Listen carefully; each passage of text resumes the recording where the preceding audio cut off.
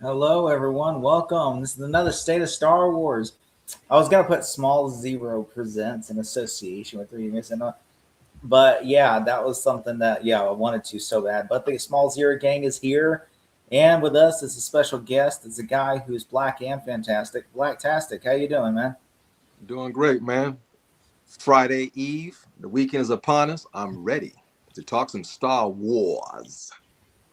I can't wait. I can't wait to talk about Kirk and Spock and all that.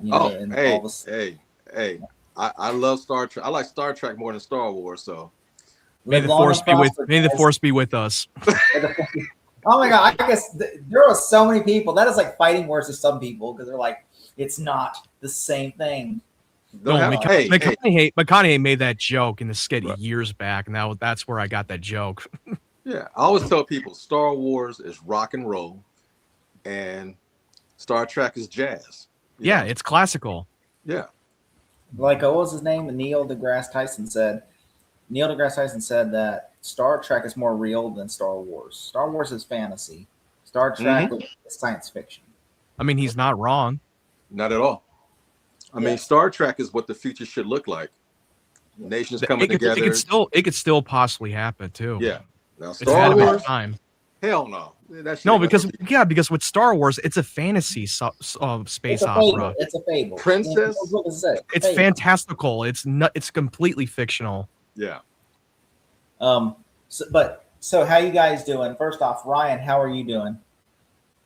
Doing good. We got the trailer, and I know. What? How was wrestling?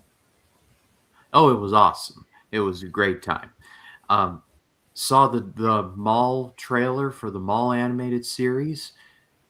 At first, I was like, I don't know if I want this. But then I saw it, and I'm like, okay, I'm setting a reminder for the day it drops so I don't forget. So, because the series looks great.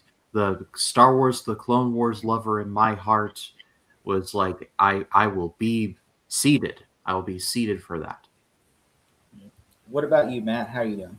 I'm doing great. I'm excited to get into the nitty-gritty of the past and present for the future of Star Wars. And now that Dave Filoni is the co-head as CEO at Lucasfilm and Kathleen Kennedy has departure. All right. Before we get started, be sure to give these guys some like and subscribes on their channels. Follow them. There will be the link in the description below. And before we get into it, I just want to say off topic before we start. How was the Masters of the Universe trailer? I liked it. As someone who knows next to nothing about He-Man other than Dolph Lundgren was in a movie like it once, I haven't seen that. All that I know is just from this trailer, I think it looks pretty good. I mean, Travis Knight is directing it, who directed Bumblebee and Kubo and the Two Strings. I'm a fan of both of those, so you've already sold me. What about you, Matt? What did you think of it? Well, I just put up my trailer reaction, and I was really impressed with it. There's still things that I think they need a little bit of work with the effects, but then it doesn't come out till June anyway, so we still got a lot of time, but I totally trust with Travis Knight's vision, and especially because I'm a big fan of Bumblebee and Kubo and the Two Strings. I thought those were banger movies, and for him to do an adaptation like this, I mean, this is a film that I never thought that they would ever get this off the ground and try to bring this to life, because it was back in the day in the 80s. I've seen a few clips, and I never grew up watching He-Man Masters of the Universe. I was not, and even when they try to get me into it, I was not really the target demographic. But but it just looks so cheesy and over the top. It's a complete fantasy, rock and roll type of thing. It almost seems like if they were to do a live action, it seems like Chris Hemsworth would have fit that role better if you really think about it, because that's what Thor Ragnarok was. It was basically a He-Man style. But anyway, I was really impressed by that. I was really impressed by that teaser, and I was very impressed by Skeletor, the design of that character. I mean, and it's played by Jared Leto, and you're not even going to know it's him until you're not even going to notice him because he's in this suit now.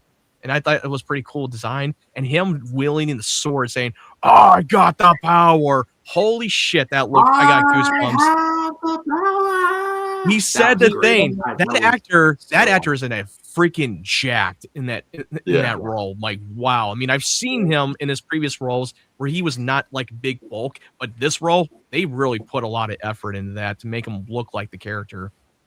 What about you? When I was watching the trailer, it reminded me of this bit from the Nostalgia Critic where he was reviewing a He-Man hotline in his first commercial special. And it's like, what a transparent, like, grift this is. And he did the joke of, like, fabulous stories of what our may or may not be wearing will be told to you if you just hold aloft your mighty phone and say, I have parents' permission. I have permission. You know what that reminded us? That remember that time we were interviewing Robert Meyer Burnett about Superman Returns, and he told us about that Pepsi on-air commercial that he has the footage that we haven't yet to see yet, and he was going to show it to us. Showing that Pepsi's like, oh, I got the power. Well, next time we have him on, we will absolutely ask about the Pepsi commercial. Okay? We got to, bro. Yeah. That would be so awesome. Well, in time. Which I will say this though, TJ. What did you think on Mashing? I'm sure you have stories about that because, I mean, you grew up in the 80s, right? Yeah. So, routinely, I was a latchkey kid. Ever since the 6th grade, I had a key. I walked home. Both my parents worked. So, I had to walk home from school by myself, come in the house, do my homework first, let the dog in so you can check the house out so I wouldn't be scared staying by myself. When I was done with my homework, I had a routine. G.I. Joe, Transformers, and He-Man. I grew up watching these cartoons religiously, and it was a trip, man, because everybody was buff. I'm like, what kind of cartoon? Everybody got muscles, you know. It was weird, wearing lingerie damn near. But hey, man, the theme song, Cringer turning into Battle Cat, I just loved it, man. I fell in love with it, and I always thought it was weird. No one can tell there's two different people. They got the same haircut and the same face, kind of like Superman, but He-Man was.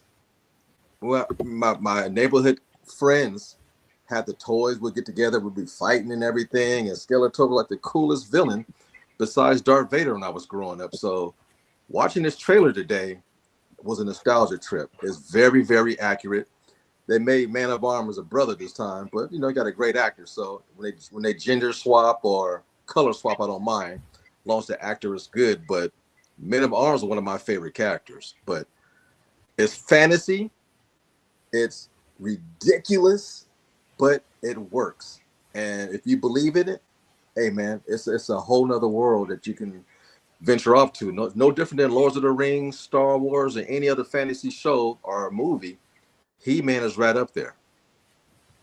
And you have Idris Elba, so who cares? He will rock Idris that role. Elba, I will have no slander of Idris Elba in this chat. Okay, Idris Elba. If you get Idris Elba in the role, come on. There's no question. I mean, Idris Elba is probably my favorite. It does come off of that tone of Thor Ragnarok, which Idris Elba was like Heimdall, and he kind of comes off of that. I will say Idris Elba is my favorite black actor. I will in the Hollywood, like automatically. He is number one. If he's in the movie, I will watch it because I'm like, I got to. It's Idris Elba.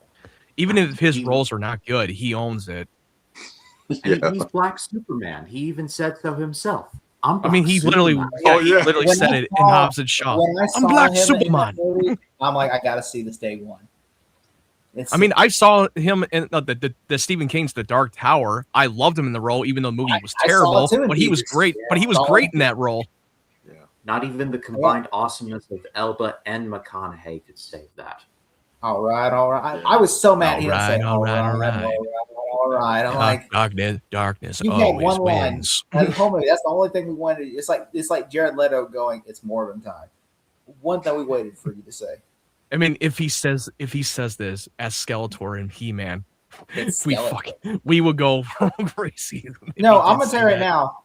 If I watch the movie and Jared Leto goes, "Tell me meet again, He-Man," and then runs away, I'm just gonna stand up and go.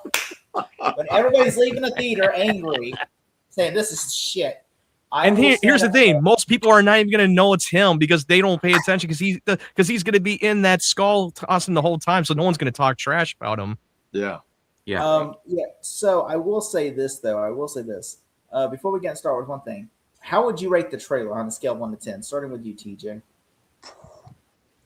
Accuracy, an 8. I like the storyline because people don't know He-Man's mother is from Earth. She's a human. A lot of people don't know that. Oh, I did not know that. She was, she in fact crash lands. Because you got to remember, I did not watch any of the episodes. I And- don't pay attention to the backstory. Yeah. So she was, it's she was so part of the accuracy- space exploration program. So accuracy, an 8. Nostalgia, about an 8.5. What about you, Maddie? What do you think? You had to grow up in National University. It's absolutely an 8.5. It increases my excitement level for this. The only thing I'm a little bit worried is that they'll probably take a little long time for him to get to him getting that power of the sword, and it kind of feels like he's getting into the third act, and the showdown will be like the end of the movie. Yeah. That's one of my big worries, but I hope that it really pays off when we watch the context of the movie. What about you, Brian? Honestly, I'm gonna give this the trailer was a 10. I loved it. Like I watched it back a couple times. I liked it Me that too. much. And I went from being like, really, they're doing that to I will be there day one. So I I'm hated the that teaser yesterday.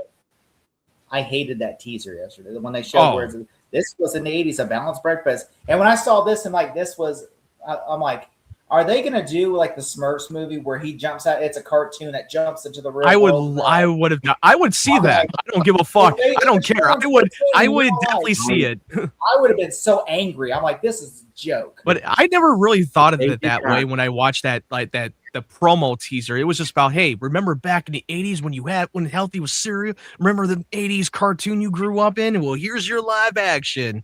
I would like, I would wait for this to hit Amazon Prime. If they did that, I would have just said, miss me, like call me when you make the live action Thundercats. Yeah. They could.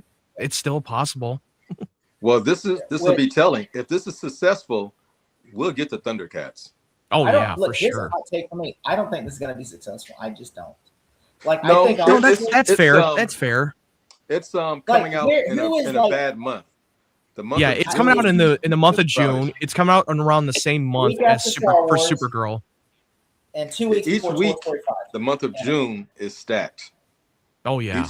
Each week. So I don't think it's going to be financially successful, but if the audience like it and it makes enough money towards its budget, Mhm. then you can continue on stories.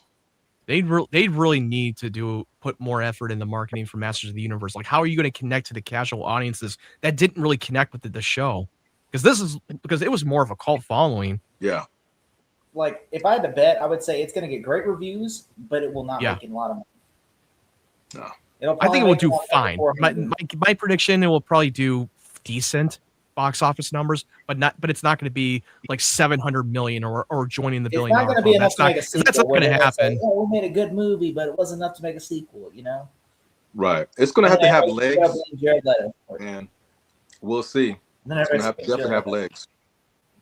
Yeah, I mean, I'd be shocked. I mean, they could get it. They could. can easily get away with it because most people are not even going to know that that's Jared Leto in the movie because he's now in the suit and as the Skeletor. Unless It's they not do like a he's going to take. flashback. It's not, unless he Unless they takes do his a unless he flashback. takes his mask off and he's Jared Leto. Like, hey, what's up, guys? Oh, but you know Skeletor's origins, right? Like his name was Keldor. No, I don't know. and he was I told you I don't know the origins of this.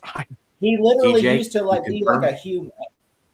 He used to be purple, and then of course his skin, like he said, the sorceress turned his to make him have powers, turned him like into a skeleton. And you see his flesh melt off his face. Do you remember the movie of the biopic called The Iron Claw that came out a few years ago? And Zac Efron yes. looked like he, and a lot of Because the people thought haircut? that it should have been Zac. Yeah, a lot of people thought it should have been Zac Efron to play He-Man, especially in that shape he got for that Mhm. role. I didn't see that, but the guy they have looked great. So Oh no, I'm Yeah. not begging on him. He looks incredible. So that is our discussion on Masters of the Universe. Going into the main topic, Star Wars. So the future of Star Wars. I want to hear each of you right now, yes or no questions. Do you think the future is bright for Star Wars? Yes or no? Starting with you, TJ. Yes or no? Initially, no. I think Mandalorian Grogu is not going to be the Star Wars movie we need, but the follow-up film, I have high hopes for. So this year, they're trying to get their traction back, get back to where they used to be. But the following year, when the next one comes out, is a Starfighter. That's the one I'm really looking forward to. Yeah. But I seen the trailer for Mandalorian and Grogu, and I was like, oh man, it looks like a TV show. It looks like it's shot, on the boom stage. It looks too much. It looks too much season 4. It looks like they took that's what it is. It's over reliance on the volume. It looks like they took 4 episodes of the show and put it on in theaters. That's what it felt like. And your casual fans, are they going to relate to this? Your diehard fans, are they going to be fighting again over this? So this movie is going to be, the next trailer is crucial to people getting on board. But I know that first trailer bombed. It didn't get high numbers. I thought it was terrible. It wasn't. Yeah. It was mediocre. Very. And but I won't interject for a minute. Hand puppet. I mean, I talked to like many people online on TikTok, and most of the people that were talking about Star Wars who are not real hardcore fans, most of them kept talking about the Mandalorian show. I mean, I don't know if it will probably be more of a target to the casual audiences. I do agree that it probably will not make that much money, because I've been saying for a while that this was a bad idea to do this to begin with. Because Dave Filoni said, even Jon Favreau said that once we're done with the movie, we're going to jump into season 4. I'm like, what the hell are you talking about? Why would you jump from a movie to a new season? Tell me the logic in that. You jump into the movie after you finish your show, not the other way around. Also, it's coming out of a season that nobody liked. Yeah, literally, it only happened once. It was successful, and that was the first X-Files movie. The show was hot. That movie dropped, and the next season got high ratings, and it was through the roof. But other than that, this was not going to do it. Because, I mean, look at with Star Trek. When they end the original series, they jumped into a movie. A few of them got successful, and then they did the Next Generation that ran for several seasons, and then they jumped into for the movies after their show's done. Oh, we got Henry Mockingbird is in the house. What's up, Henry? What's going on, man? How you doing? Go on, brother.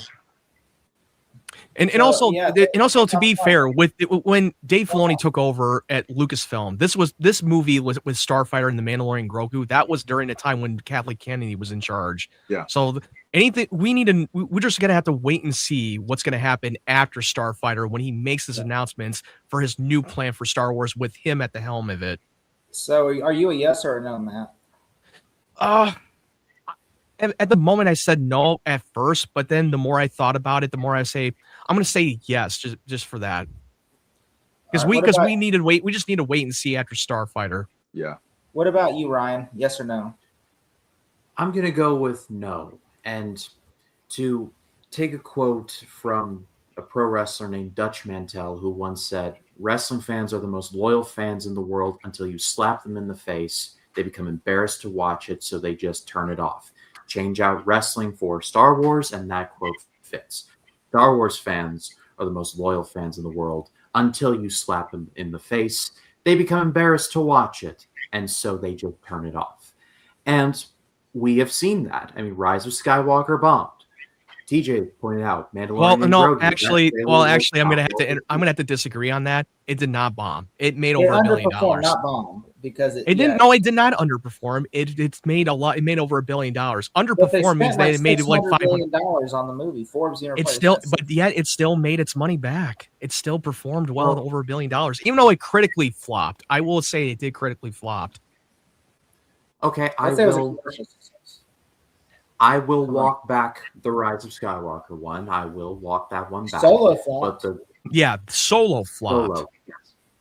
And most of their Disney Plus shows are flopping right now. Oh yeah, they were relying too much on Disney Plus content, and it kept flopping it left and right.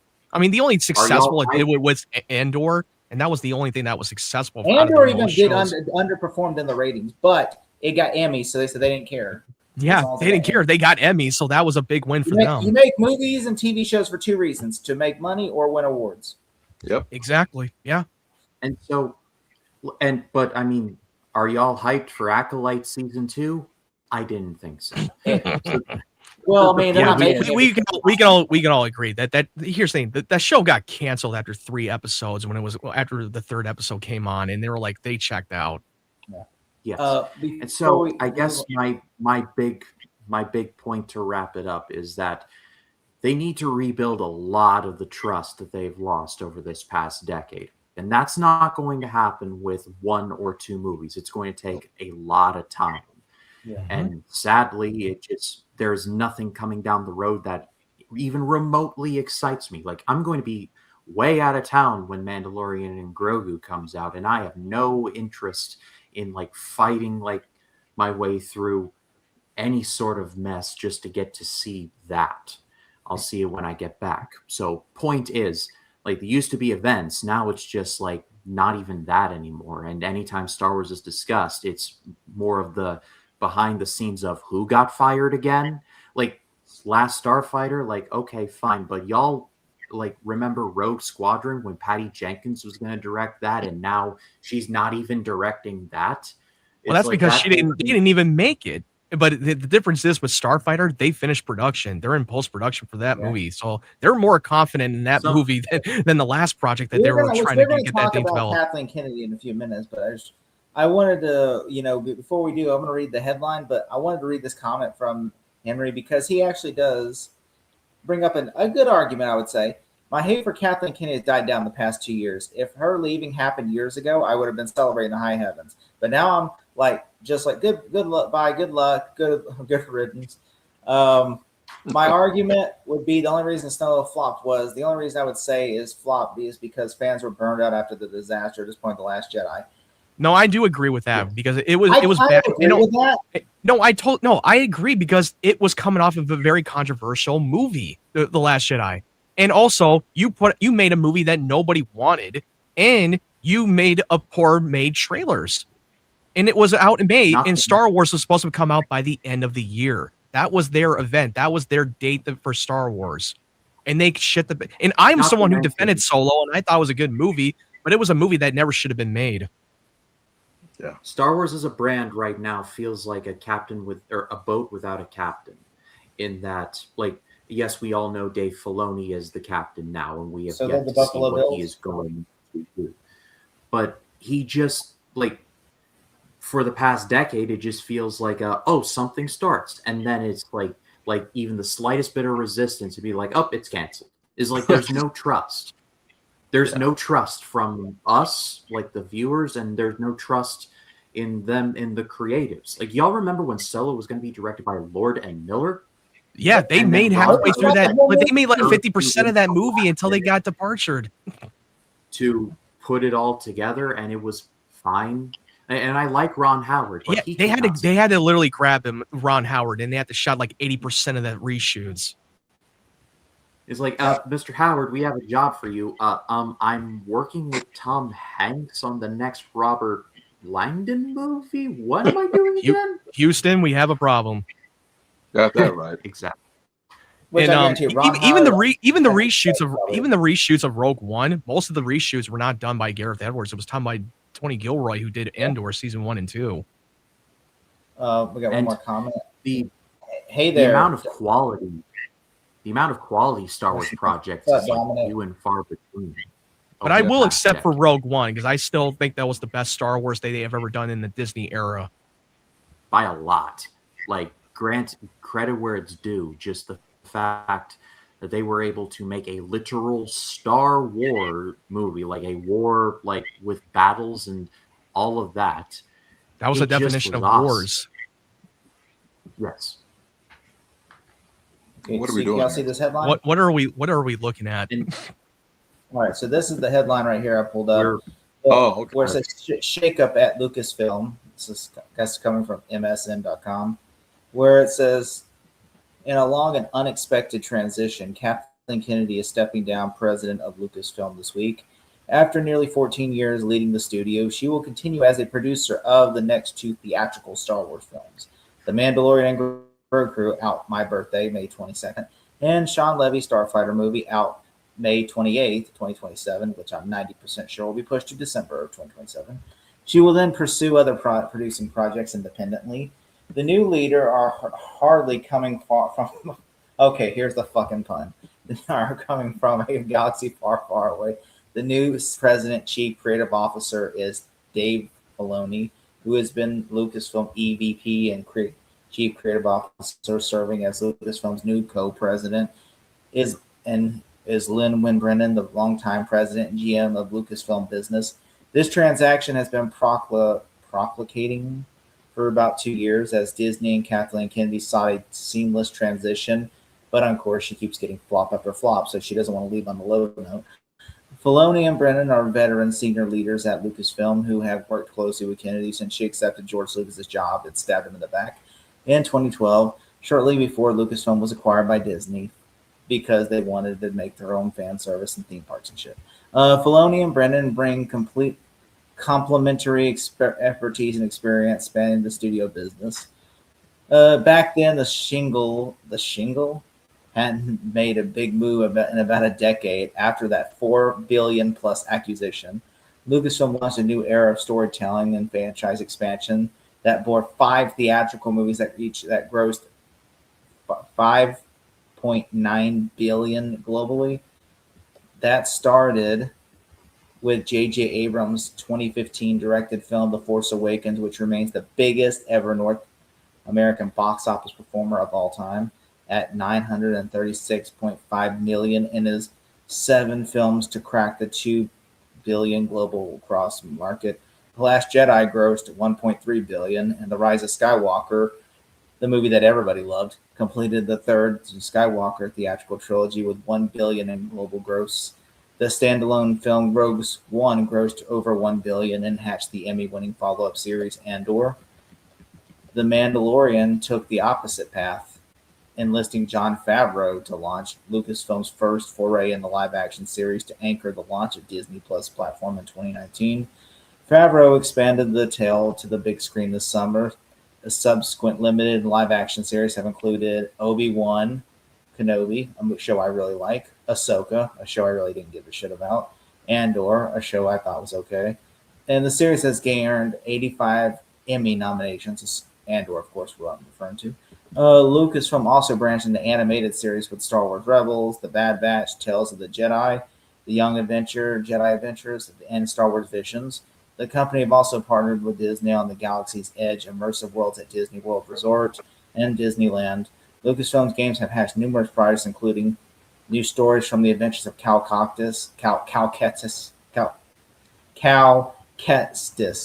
which of course is the game Jedi Fallen Order and Jedi Survivor, and Indiana Jones, delivering on groundbreaking integrations into Fortnite. Yeah, because everybody was like, "Oh, Fortnite!" I'm so glad that Star Wars is in Fortnite. Filoni was tapped by Lucas to build Star Wars animation from the ground up and create its first series, the Emmy-winning Clone Wars series and Star Wars Rebels. Filoni is the executive producer, episodic director, and writer on multiple Emmy-winning live-action series, including The Mandalorian and Ahsoka. Why do they have to include Ahsoka? Because now it's just like, okay, he also made Ahsoka. Why don't you put him as the Book of Boba Fett producer as well? And writer of Lucasfilm's upcoming feature, The Mandalorian and Grogu, which I'm sure Dave Filoni wishes his name was not on. Brennan joined the Industrial Lights and Magic team in 1999, rising through the ranks to become ILM's president in 2009, including Skywalker Sound, Lucasfilm EVP and General Manager in 2015, and the president and General Manager of Lucasfilm's business.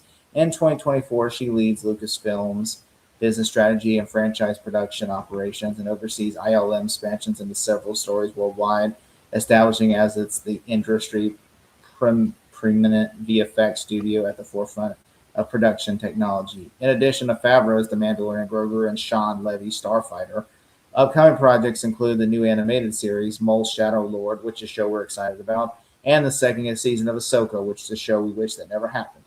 Here's the internal email just sent by Disney's boss, Alan Bergman. Alan Bergman, of course, I just want to point out, is not Alan Horn, the one that was in charge when Bob Iger was there the first time. This is a different Alan. He just likes to hire people named Bob and Alan for some reason. I'm writing today to share the news that after 14 phenomenal years, I think Star Wars fans would disagree with that, Kathleen Kennedy is stepping down for her role as president of Lucasfilm. She'll remain part of the Star Wars family as a producer on our next 2 films. The Mandalorian and Grogu, and Starfighter. With the transition, I'm pleased to announce that Dave Filoni will become the president and chief creative officer of Lucasfilms, and Lin-Manuel Brandon will serve as co-president. As many of you know, Dave and Lin-Manuel are longtime members of the Lucasfilm team who have been integral to its success both creatively and commercially, but will now report to me. Kathy has a tremendous force in the industry for 50 years and has been our privilege to have her at Disney. George asked her to join the film to lead Lucas in 2012, shortly before it became part of Disney. She immediately got to work on the Star Wars The Force Awakens, which shattered box office records, and the world still stands as the biggest movie of all time in the U.S. It marked the start of a new era for Star Wars with the span of 4 years. Kathy and the team delivered 4 of the biggest films in the U.S. box office, nearing $6 billion, along with the launch of the incredible popular Mandalorian series, except for the third season. The Star Wars first foray into live action, which anchored the debut of Disney Plus. During her tenure, Kathy oversaw significant expansions in storytelling with bold, interesting, beloved blockbusters. Rogue One, the Emmy-winning prequel series, Andor. In addition, she launched the Obi-Wan show and the Ahsoka live-action show, and championed new animated series for fans of all kinds, from the Bad Batch to Star Wars Visions, and helped bring the galaxy to real life through immersive Galaxy Edge lands, including Disneyland and Star Wars Land. What's also funny is she didn't really think that we should put the original trilogy in Star Wars Land because she didn't want to cater to 50-year-old men. Throughout it all, she has driven Lucasfilm legacy inwards forward, ensuring ILM remains the industry's preeminent VFX house with 5 studios around the world as it continues to revolutionize production technology with cutting-edge tools like Stagecraft. So that's why it looks like shit now, because it's all shot in sound stages with visual effects in the background. What Kathy established at Lucasfilms is remarkable on its own, but of course, she has been shaping the landscape of film and the entertainment for the very first film she produced, E.T. the Extraterrestrial. Yeah, because getting Steven Spielberg coffee was the most crucial thing about that film. Ultimately, she became one of the most successful producers of all time. She has enhanced so many unforgettable films, from Indiana Jones, Back to the Future, and to Jurassic Park, to The Goonies, Poltergeist, and The Sixth Sense, and Schindler's List, The Color Purple. I still forget sometimes that Spielberg made The Color Purple. And Lincoln. The list goes on. The 70-plus films she has produced have gained a collective 25 Academy Awards and more than 120 nominations, including 8 Best Picture contenders for her countless attributions to the industry. She was honored with the Academy's prestigious Irvin G. Thunberg Memorial Award and the PGA's Milestone Award, among them. What isn't the PGA a golf tournament thing? But there are a few other who are more deserving. It is the Producers Guild of America in this case. Okay. I was going to say PGA. Isn't like that a golf thing? What the hell? It is, but there's also the PGA for this. I'm thankful for her leadership throughout the years. I'm also excited that we have another visionary storyteller really ready to lead the studio, Dave Filoni. Dave joined Lucasfilm in 2005, which, by the way, he doesn't get enough credit because he made Avatar: The Last Airbender animated series on Nickelodeon. Oh, yeah, and he that's did. probably why George chose him to work on those. And worked closely with George Lucas on the creative side. I'm just saying, if we're going to name off attributions for Dave, we should name his attributions too. George on the creative side, including the building of animated studios from the ground up. He is deeply connected to the franchise mythology and helps steadily expand to create new corners of the galaxy, from Star Wars, The Clone Wars, and Rebels to The Mandalorian, earning numerous Emmy wins and nominations along the way. He is currently the showrunner of Ahsoka, again, a shit show, which is now in production in its 2nd season, help us God, and is working with Favreau to finish up this summer's Mandalorian and Grogu, again, help us God.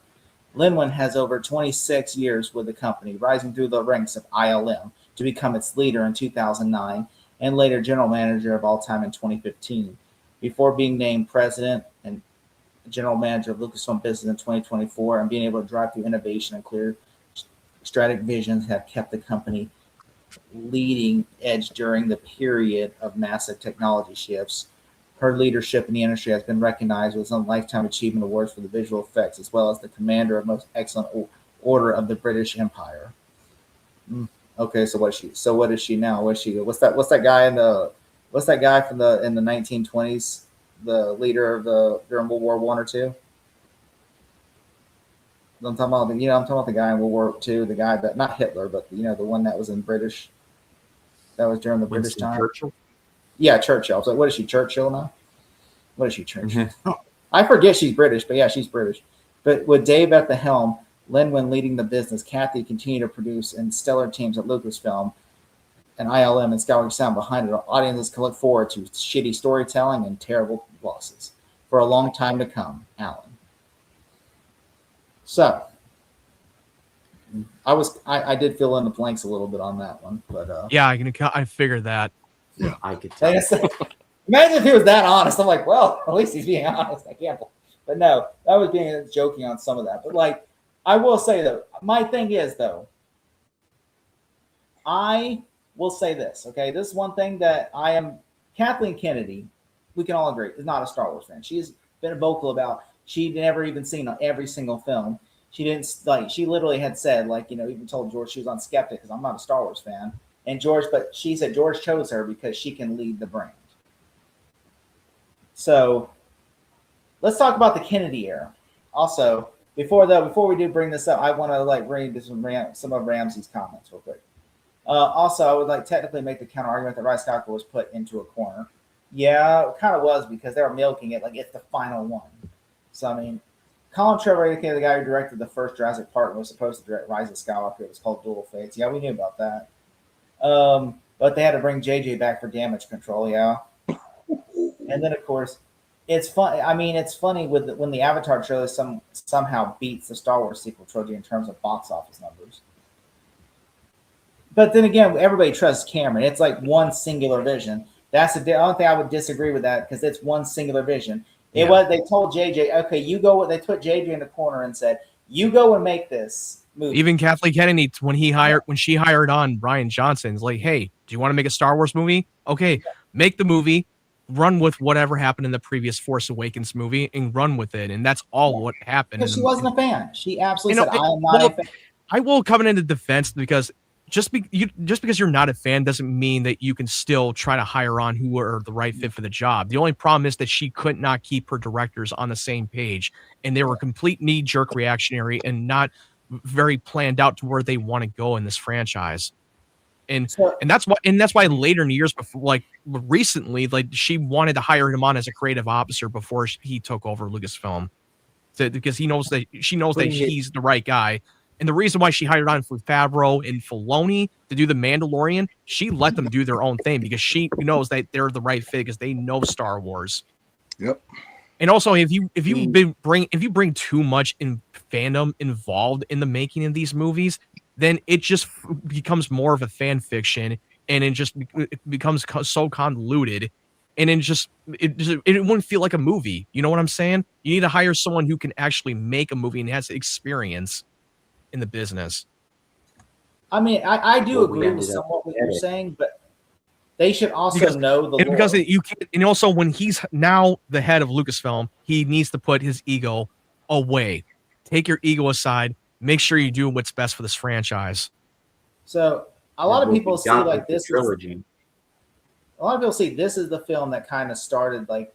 Well, I would say not this way, but I'm saying this is what brought. Because look, Star Wars was dead. We can all agree. Star Wars was a dead franchise. It was coming off of the heels of the prequels, which people bashed on it back in the time when these movies came out. It was not well beloved. I mean, other than Revenge of the Sith, the first two films of the prequels were not well received.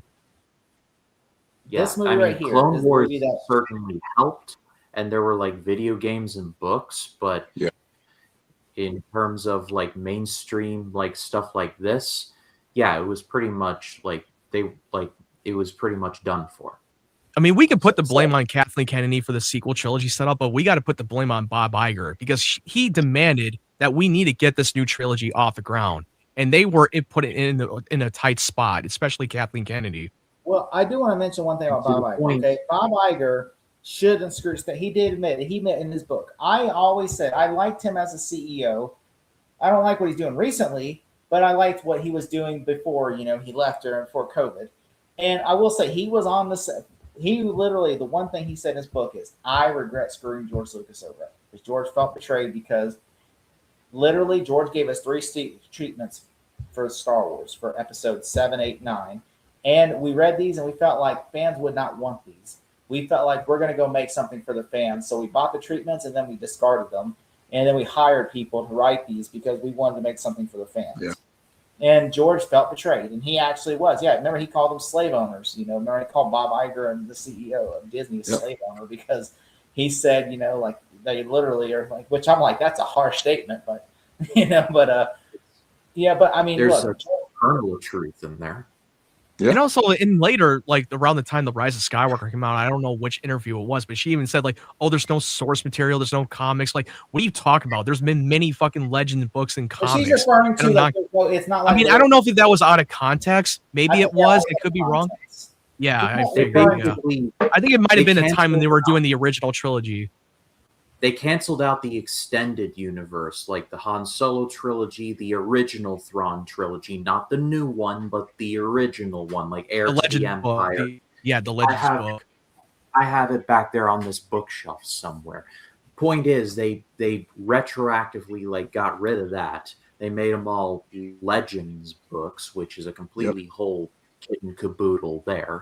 But point is I feel like Force Awakens set up a really great murder mystery of like, here's this, this, and this, and then J.J. Abrams left it for the next guy to take it over. Like the murder mystery was going to be Colonel Mustard killed Mr. Green in the library with the pipe. Okay, great. Rian Johnson comes along, burns down the mansion, takes a piss in the ashes, and walks away. Then J.J. Abrams comes back and is like, what happened to the house? And then he looks and finds a note from Rian Johnson, and it says, sorry. And not even with the vowel. It just says S-R-Y. So that's a metaphor for the trilogy right there. Yep. I will say, Very well I said. disagree.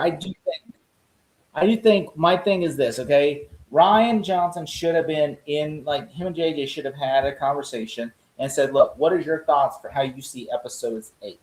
And then he says, okay, because I'm going to tell you what I see. And then JJ and him could have coordinated a plan so that way we could say, okay, we're going to work together to get this because we don't want to just be like, hey, I think Luke Skywalker should be an asshole. Hey, I think Luke Skywalker should be a pussy. Okay, like they said literally, like, like we have concepts. And then one guy's like, hey, I think Luke Skywalker should just be Luke Skywalker, I think they should get like, because I understand JJ wanted Luke Skywalker to be, not, I think he wanted them to be like the original, but he wanted them to be somewhat of a loner, secluded, but not like an asshole like he was portrayed in Rise of Skywalker. Or not Rise of Skywalker, Last Jedi. I think he was like JJ. I think JJ, had he made it, he would have made Luke probably kind of more of a pussy, compared to like Rian, who made him an asshole.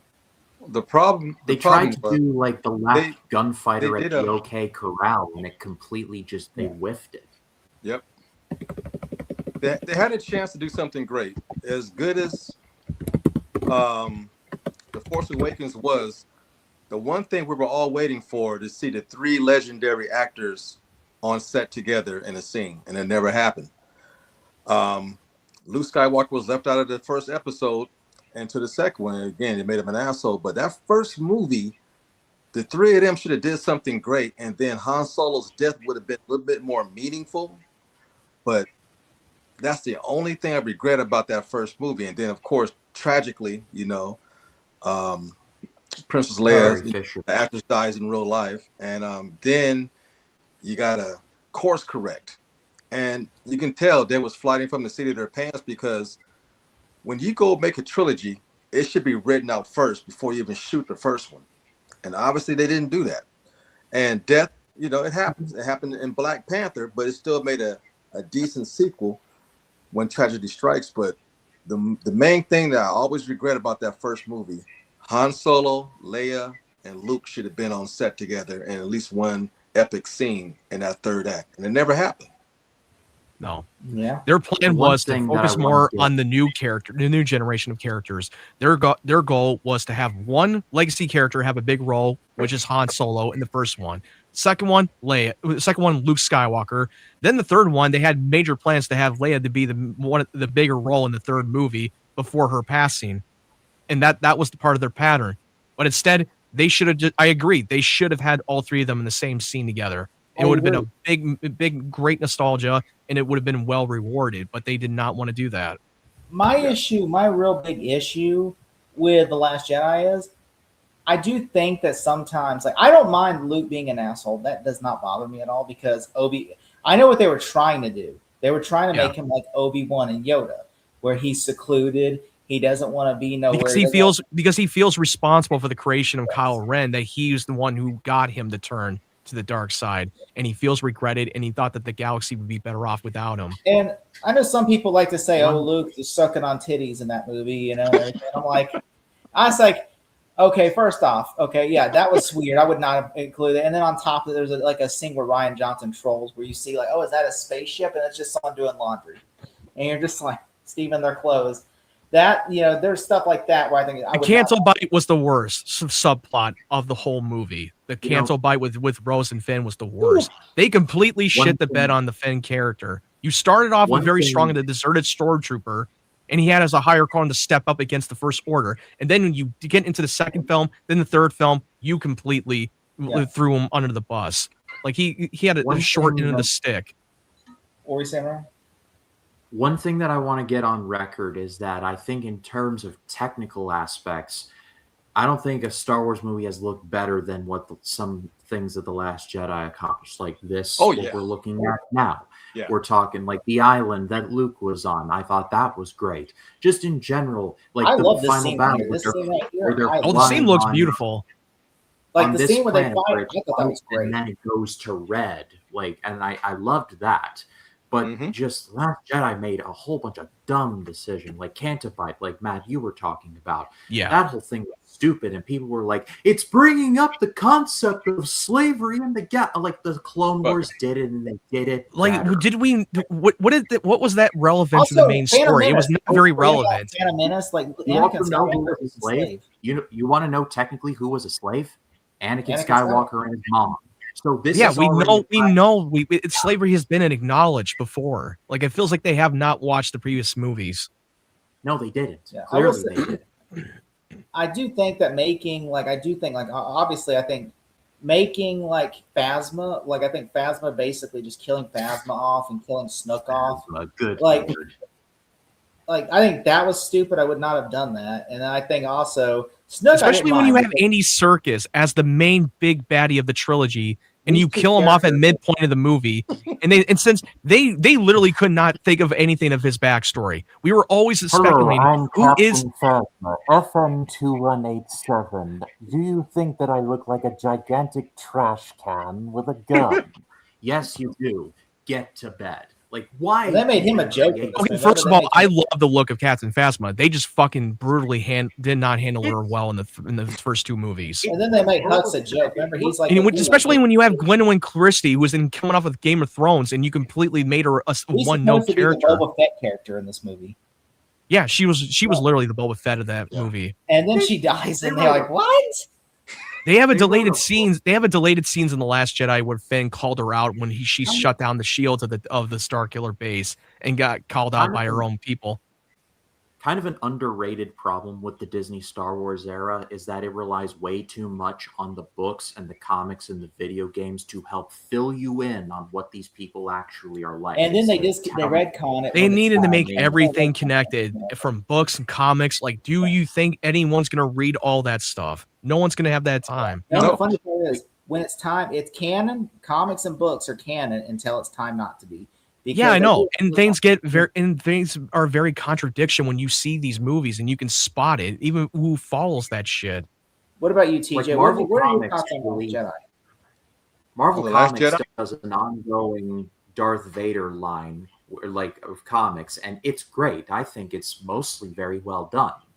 But Lords of the Sith was probably my favorite canon novel, is Lords of the Sith. But you don't need to read Lords of the Sith in order to get what drives Darth Vader or Emperor Palpatine. It's a great read, especially the audiobook. Listen to the audiobook if you have. It's amazing. But I don't need to have assigned reading to understand why these people do the things that they do. Exactly. It shouldn't. When you go to see these movies, it shouldn't have to require you to have a homework assignment before going in. That is called hence a bad storytelling. You need to be able to lay it out well for people who don't follow the books. And if these people are interesting, then you'll go back and want to know more. But instead, exactly, that would be not the other way around. Yes. So TJ, what did you think of Force Awakens? I mean, Rise of Sky, Last Jedi. I'll tell you what, man. I think it's the most beautiful looking film out of the trilogy. I enjoyed the backstory of Kylo Ren. I liked maybe a budding romance, but not that was interesting to me. Then it took a hard left when it went to that planet, Canto Bight, and it never recovered from that. And see, I'm from the era in the 80s. When they did a off comic book, it had nothing to do with the films. It was just these little adventures like comic books did all the time. Superman had weird comic books and everything, but the movies were the movies. And I'm a movie guy. I remember reading this comic years ago called Splinter of the Mind's Eye, where Princess Leia fought Darth Vader and the lightsaber works underwater. That was in the 80s. Great story, but it wasn't in The Empire Strikes Back, you know? And when they started making it canon and you had to do homework, moviegoers like me don't like to do homework. I don't read comics. Animation, live action, I have a hard time meshing the two together to make it make sense, you know? I want to go see the movie. I want to see that opening crawl. I want to hear that thundering theme, and I'm on an adventure. Reading a comic book or watching a animated show takes the luster out of it because the animation might be not to your liking. It's two separate mediums trying to tell one story. And older people don't like that. They just don't. They want to see Star Wars. It was epic. I'm from the era we stood in line to go to the movies.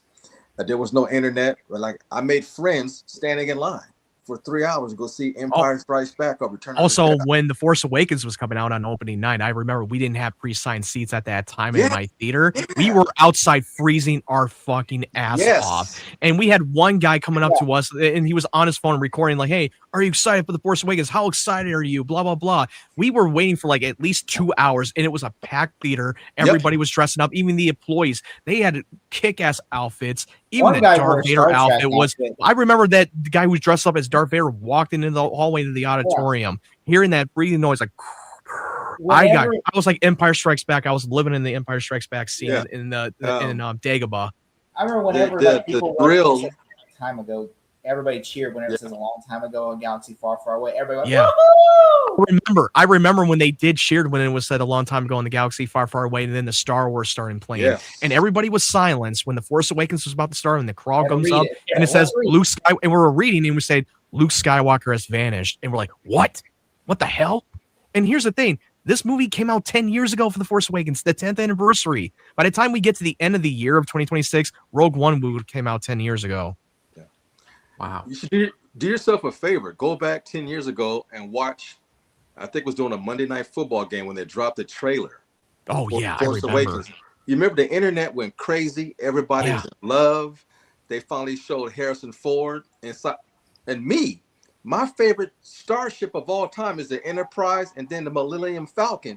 They brought that shit back. Did you notice that people at Star Wars Celebration, when they show the full trailer, everybody was losing their fucking minds when they see Han Solo near Chewbacca and said, Chewie, we're home. And it was magical. Nostalgia. It was magical. We were back. And that's gone because, again, during the opening crawl, people were cheering, reading. I mean, it was an event. And after The Last Jedi, the event was no longer. Then it became problematic. It became fighting online. And I've never seen a culture get dumped because when I was growing up, Star Wars was 3 for 3. 3 perfect movies. After The Last Jedi, it became very political argument. Yeah. I'm like, dude, you're arguing over a fictional characters and over a fictional story that are not real. I mean, if you don't like it, that's fine. It's not going to be for everybody, but don't try to go to war to each other and try to debate. And now they unironically make 11-hour podcasts deconstructing Star Wars video essays. I'm not naming any particular shows in mind. I'm sure you all know the ones that I'm talking about. Oh, are you going to play the trailer? Well, it's kind of hard to hear us talking because when you're playing the video, it's echoing. Oh. It's echoing. I muted it, so I thought. Oh. Can y'all hear me? Yeah. Yes. Yeah. Look at that. Look at that. Look at that. Yeah, that was like that was mind blowing when I watched it on YouTube. When people were saying like when you can see Han Solo say it's true, all of it, you know, that like I got Jar Jar goosebumps Banks, watching that. Jar Jar Banks getting in the Senate. It's all real. It's all real, all of it. And then you see that, you're like, oh wow, and then you're just like, there's everything you love, and then you get see, and then people were like, are they going to be a romance couple? Finn and Poe. There are people shipping Finn and Poe. They're calling it. Look at that. Look at Yeah, but a lot of people were thinking that Poe and Rey should have been together. Like, I don't agree. I don't Turns out honestly. none of us were correct. Turns out they never got. None of them got together. No. And then you got this. Oh, that's like that looks nostalgia. And then you got like I remember just like. Kylo And when Ren, Finn pops out the lightsaber and Kylo Ren is about to wail on him, and I was like, "Oh my god! It's like, what the fuck?" I just remember like he goes, just let it. Look at I'm that. like, And a lot of Yeah, people thought he was going to be a Jedi. A lot of think he was the Force sensitive. Yeah. I also unironically love Kylo Ren's lightsaber design, the blade with the Yeah. Crossguard, That's one of the That was best cool. lightsaber displays. That's one Yeah, of the best. it was lightsaber amazing. I designs. love the crossguard. So and basically- then finally, So if you go back in time, when the last Jedi trailer dropped, that was the last time everybody was happy about Star Wars. it was Before the movie during a came out, sports game. when the trailer dropped, that was it. Yeah, because After Rogue the One movie was a came hit. out, that was- Rogue One, everybody was Yeah, happy with Rogue One. Yeah, this was an ESPN thing when they aired it. yeah, yeah. This is the first comment. Back on, this is the first comment right here. This is the first comment right here. Okay, I don't know. Scroll down. I'm trying to scroll down. But I think while you're playing the video, it just echoes. It doesn't matter if you turn off the audio.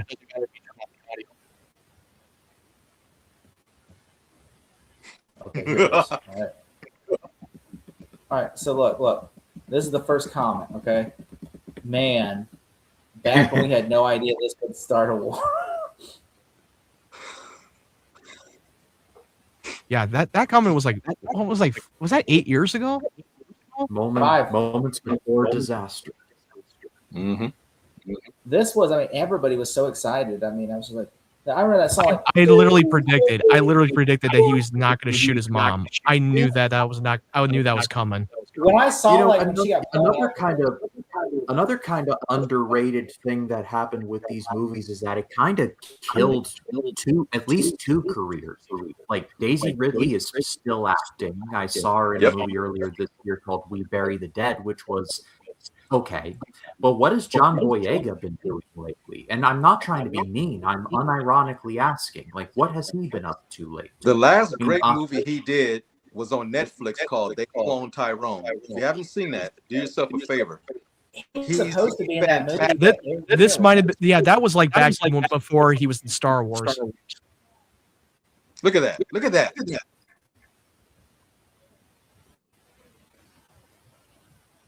The beginning of the And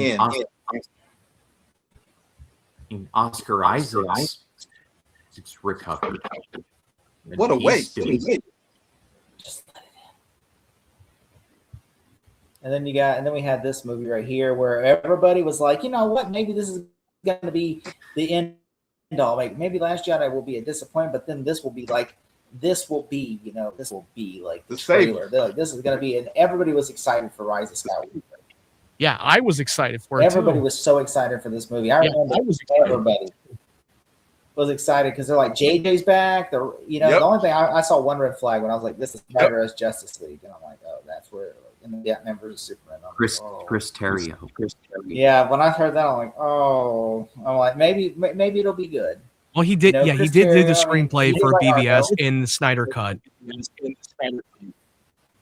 I was like, maybe he did write Argo with Ben Affleck, so maybe that was Zack Snyder's fault. Maybe this is, and I'm like watching this going, well, maybe it wasn't all Zack Snyder's fault. I was like, why didn't they get Lawrence Kasdan to co-write this? At least Lawrence Kasdan. Like, I didn't hate this movie. I actually really enjoy. There's things I really love in this movie. Like, I love when Kylo Ren goes to see the Emperor for the first time, and he goes, "My dear boy, I need Snoke." I hated that. I hated love that. that. That completely shit the bed on Snoke that you couldn't know what to do with them. Like, I love why would you make snow? For what purpose? It's course Andy correct. Serkis, Gollum on your payroll, and that's what you do with him? Ryan Johnson did not like. I mean, can And you the imagine? and the memory erase with C-3PO, that was stupid because he got his memory back, and that was that was inconsequential. so dumb. I hated that. I'm like, why would That you? I feel scene like they had was nothing to do. meaningless. I feel like I'm they gonna had say goodbye nothing to to my do. friends. I'm gonna say goodbye to my friends, even though I only knew them for a little bit. I will say, what's saying it's great seeing Lando back. Like, Poe, you were mean to me. I did Go like to that fight scene. Cantabite. Though. This was the best That's scene where of the all movie. the evil people hang out. And this is where all the galaxy's evil lies. What are they doing? Watching horse racing. Horse racing. Horse racing. That's how you know they're evil.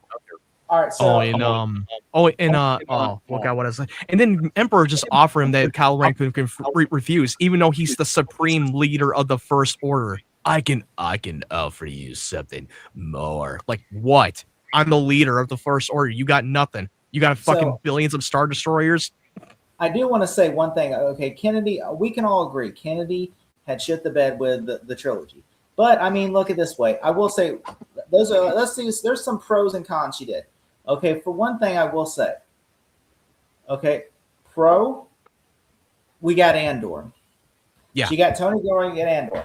Pro, you know what? Disney was dead. Like Star Wars was a dead franchise. George Lucas, we can all say he ran into the ground. Okay, because he was not a businessman. He was a creative trying to be a businessman. And even the people that were at developers at Lucas Arts said, one time we would make a video game. We're about 70% done. George Lucas comes in and goes, I want to make something like Call of Duty. And then we're like, we have Star Wars Battlefront for that. And he says, no, but I want something like really like first person. I want there to be like stormtroopers or something, or we do prequel era because that's what's popular right now. And he said, I want to do that. And so they're like, okay. So then they develop it. And then George says, you know what? I changed my mind. Let's go and make it more about the Clone Wars. Let's not do Clone Wars era. Let's do it like the original trilogy. Because, I mean, that seems like there's a really popularity and people are not really liking what we're doing. They were already making that Star Wars, like 199. I think that was like the underground of Coruscant, a bounty hunter. They made that game and they haven't finished it halfway through, but they scrapped that plan. But yeah, they said a lot of the developers said every day George Lucas would come in with new, like every week George would come in with new notes, and then George would contradict his own self. He would contradict himself because he would be like, "Why are we doing that?" And they're like, "You are the one that said we should do it that way." Literally last week, oh, I did know it wasn't me. I was like, "Wait, did I say that?" Well, you know what? Yeah, just change it. Do it that way. Well, like George, you're really slipping, dude.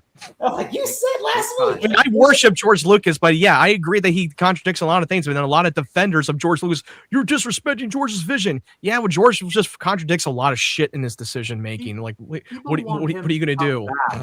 He's not perfect. And run things. Number one, he's in his 80s. Number two, he has enough money. Like he's officially in the fuck you money bracket. Yeah, he has all the money in the world. He has no reason to come back to this franchise, and he doesn't want to come back. And number three, he's too busy working on his museum in Los Angeles to even care about stuff like that anymore. Yeah. I mean, he'll come and visit on set for marketing purposes. It's like, hey, I was on a set of Mandalorian. That's cute. Oh, you got Grogu? Awesome. Let's put that in the documentary and say George was here with us. I will say this though, with a pro, we got video games that probably never would have happened under Kathleen. I agree. Order would never have happened under Kathleen. The Jedi Fallen Order would never would have happened if it weren't for Kathleen. Because those two games, Fallen Order and Survivors, were the peak. There was everything that we wanted to have in Star Wars games as playing as a Jedi. She gave us Star Wars Battlefront, even though Battlefront 1 and 2. Yeah, but at least Battlefront 2 was it's still going. The Battlefront 2 is still going on. And we got Lego Star Wars, which George Lucas probably never would have signed off on that. And then we got also Outlaws, unfortunately, but that'll be a negative. But I will say we also with the pros. And she also gave us Rogue One, which we loved. Rogue One. It was such a terrific movie. And then on top of that, we also got The Mandalorian season 1 and 2, which are great. Because if it weren't for that, we wouldn't get the season 2 finale of Luke Skywalker being a Jedi Master at his prime. That's what we wanted. And Star Wars. The one thing that Kennedy will always be known for related to Star Wars. Remember, the term woke wasn't a thing until she took over Lucasfilm. And all of a sudden, you had a female lead in a Star Wars movie. And I know it's politically correct to give women some great roles. We've done it before with Ripley. We've done it before with Linda and Turner. Hamilton. We have some strong women, but when it's forced upon you, men are the driving ticket spenders for movies, for these type of films. Yeah. And so a lot of men felt slapped in the face because, again, Joy Boyega was pushed to the back. Yeah. I would rather see his storyline come full circle. Stormtrooper with a conscience, that's a story. A female who might be Luke Skywalker's daughter, or we didn't know who she was. Yeah, she was a nobody. They addressed that in the first movie, and then they were going along. Ryan Johnson was going along with the fact that she was a nobody, and that just because you don't need to be a lineage to someone to be a powerful in the Force. You're chosen. The Force is mystery. That's the whole thing. And then they completely went back and just say, let's make her related to Palpatine. And they literally had to make up of what her related relatives are during the making of the movie. But Kennedy started that whole female movement, and that's fine. But it was forced because she had interviews about, go back and look at some of them clips with the things she was saying about female leads, and we hear, and it turned men off because. Little girl wasn't buying. And also her character, I loved her character in The Force Awakens, but the biggest cons for Rey's character, and as much as I loved her in The Force Awakens, but she never had a real struggle of getting to where she is. She simply gets out of every situation. It's just like that, like it's nothing. Like a lot of people coined the phrase in 2019, "a Mary Sue." Yep. So no, that was like in 2015 when that was after The Force Awakens. They called her. I heard until 2019. No, that was in 2015, dude. I remembered it like it was yesterday. Even Matt Landis, who was talking shit about Rey's character in The Force Awakens, saying that she's a Mary Sue. He went on a rant on that internet. I remember that. He was the it was Max Landis. It was Max Landis. That was the one who said all that. John Landis' son. I will say one thing I did, and then now we talked about it. I will say before we go to cons. The pros, I will say, one thing about Kathleen Kennedy with the pros is also we got the video games. We got, look, I love Obi-Wan. I like the show. I mean, y'all might hate the show, but I I will admit, I didn't hate it anyway, but I didn't hate the show. I just think that it was it just wasn't as good as I was hoping for. It could have been more. They should have made this into a movie. They downgraded the budget and even the quality of the show. There's things that I loved. I loved his performance with Ewan McGregor. I loved the rematch with Darth Vader. I even loved the flashback sequences in episode 5, which was the best part about that episode. That they should have expanded upon it throughout the whole season, expanding just focusing on some supporting characters like Reva that I never gave a shit about. I'm sorry. Not to disrespect the actress. The character was just not well written in that show. She was just a driving plot just to push the further with Obi-Wan leaving the planet. That's what she was used for. My biggest issue with Obi-Wan is that Reva gets stabbed twice. As a youngling and as an adult. And that's like saying fuck you to Qui-Gon Jinn. Like fuck myself then. And they did that again they did that again in the Ahsoka show with Sabine getting stabbed in the stomach. Oh my God. I was like, what the fuck are you doing? Like, it feels like they want to shit on the logic and contradict the previous movies. I was like, are you kidding me? She wasn't even and also she wasn't even that strong in the Force until she had a little small amount of fucking training, which they forced upon that one. She was 107 pounds soaking wet. And the lightsaber is the deadliest weapon in the galaxy, wielded by a Jedi. And these people not getting sliced, they're getting impaled.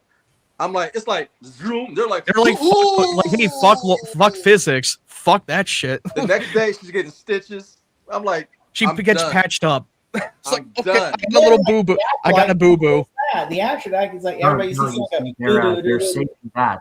They're saving that for the book in between Last Jedi and Rise of Skywalker that is yet to be published, but they're writing. Yeah. Which I will say now the cons of Kathleen Kennedy. We talked about our pros. We should talk about our cons. Oh boy. One, she was. We already established that she was not on the I want to interject one thing. Sorry if I'm cutting you off. But there's a one pro that I forgot to mention was the final season of the Clone Wars. That one was fucking incredible the way they written off the show. Even though that one the sister sibling storyline was terrible, but the rest of it had a strong end to that show. And I'm glad that we got a final season. I will say with the cons though, one thing I don't like about it cons. She would hire a bunch of people just to make announcements, and then they would leave like months later. She did it for the clout, unfortunately. The Game of even Thrones guys. even during like COVID, when she was announcing fucking shit ton of projects and none of it was getting made. Lando, Like, where's Lando I at? guarantee that when they announced the Rey movie and fucking James Mangold's movie Dawn of the Jedi, that was literally just a knee-jerk reactionary saying, "Hey, the fans were just chomping at the bit, saying, when are we gonna get a new Star Wars movie?" And Kathleen Kennedy just did a PR bullshit and saying, "Okay, don't worry, don't panic, guys. We got a project in development, even though we never made anything." Where's Rangers of the New Republic? She turned. Well, into that circumstances Leslie- was originally planned before Gina Carano. We know how that she turned fallout into thing when she got Leslie fired. Nielsen from the first Naked Gun. Please disperse. Nothing to see here while the building's burning down.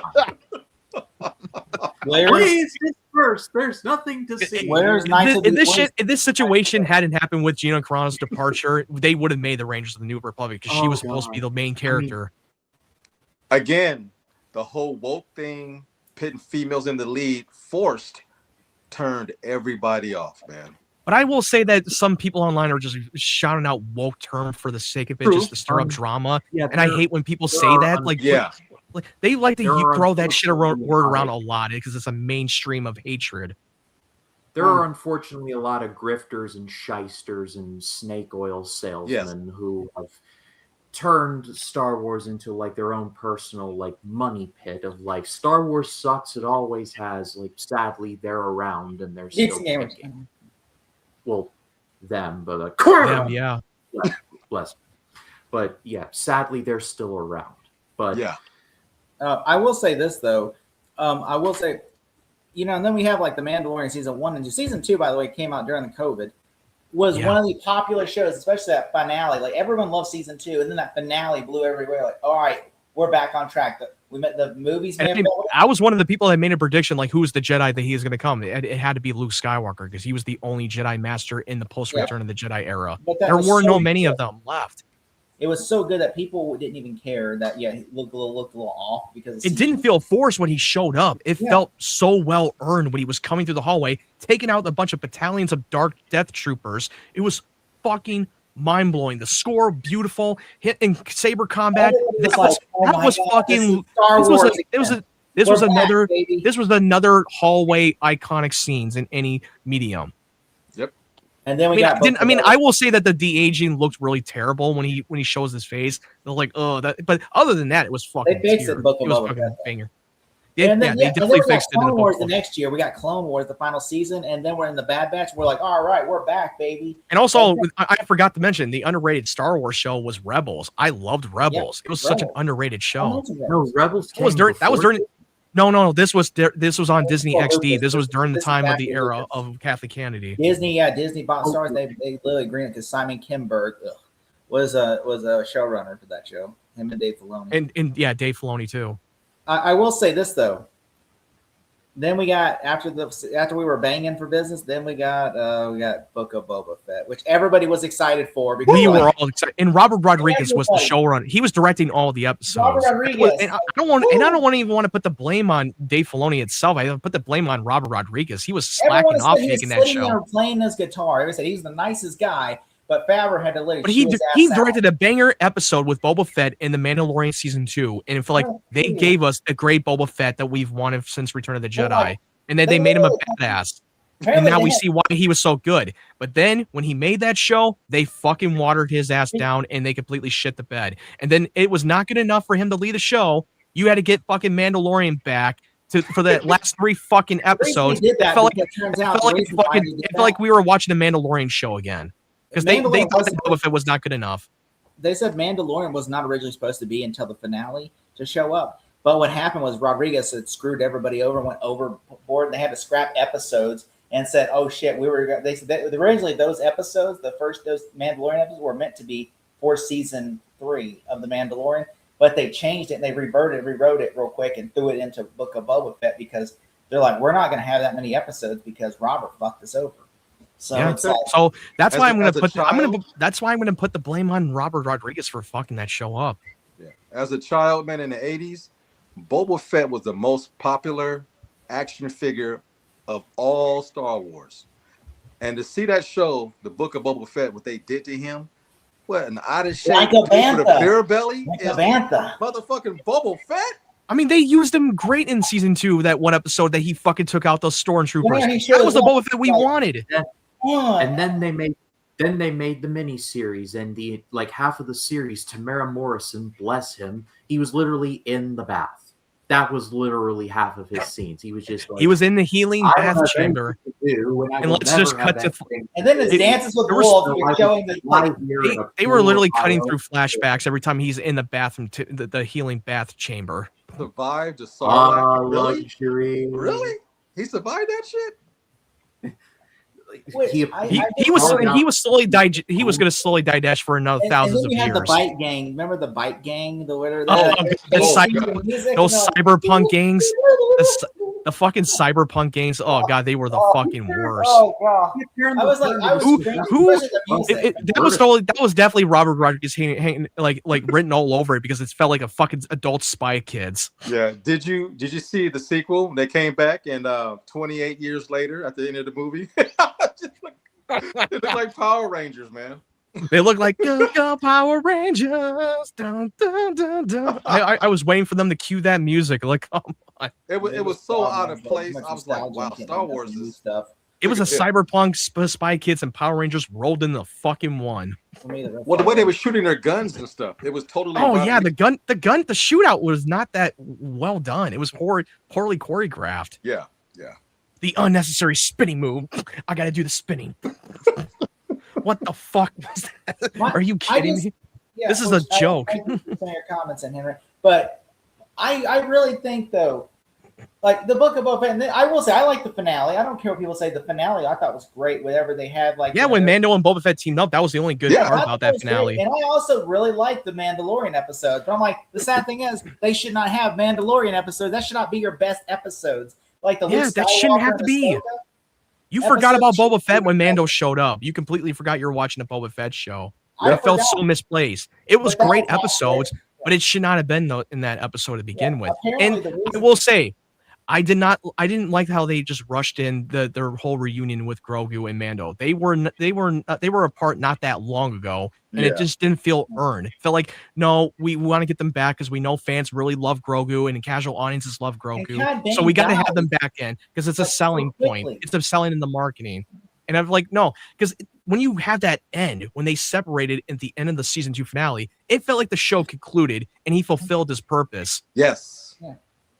Also, one thing that really irked me was the Cad Bane thing. When Cad Bane is the guy, the blue alien. That Yeah, shoots Cad up. Bane, the bounty hunter, the blue alien from the you Clone watch the Wars, when they Clone brought Wars, him into then live realize- action. Well, the reason why he hates Boba Fett is because in a deleted scene, Boba Fett is the reason why Boba Fett shot him in a duel, and that's why Boba Fett has a dent on his helmet, according to Clone Wars. But they don't show that scene, so you don't know really why having hates. They Boba do Fett they so do much. talk, they do acknowledge it. Oh. So So let's just state for the record, Cad Bane is an alpha, and make no mistake. They should have bet on Cad Bane too. I did like when him doing the duel with Timothy. That was literally an opportunity when you brought him into live action, only to completely kill him off, It kill him doesn't feel off so earned. soon. Why wouldn't you set him up in episode 1 and then make him the big baddie of the season? That would have made more sense. They Instead took of way just too long to put Cad Bane in the I think last if 2 episodes. Favreau It and was, Filoni had been the showrunners from season 1, from episode 1, that probably would have happened.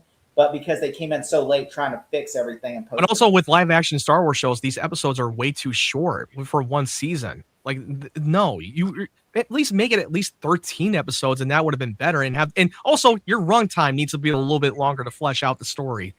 Well, they was rushing to get content.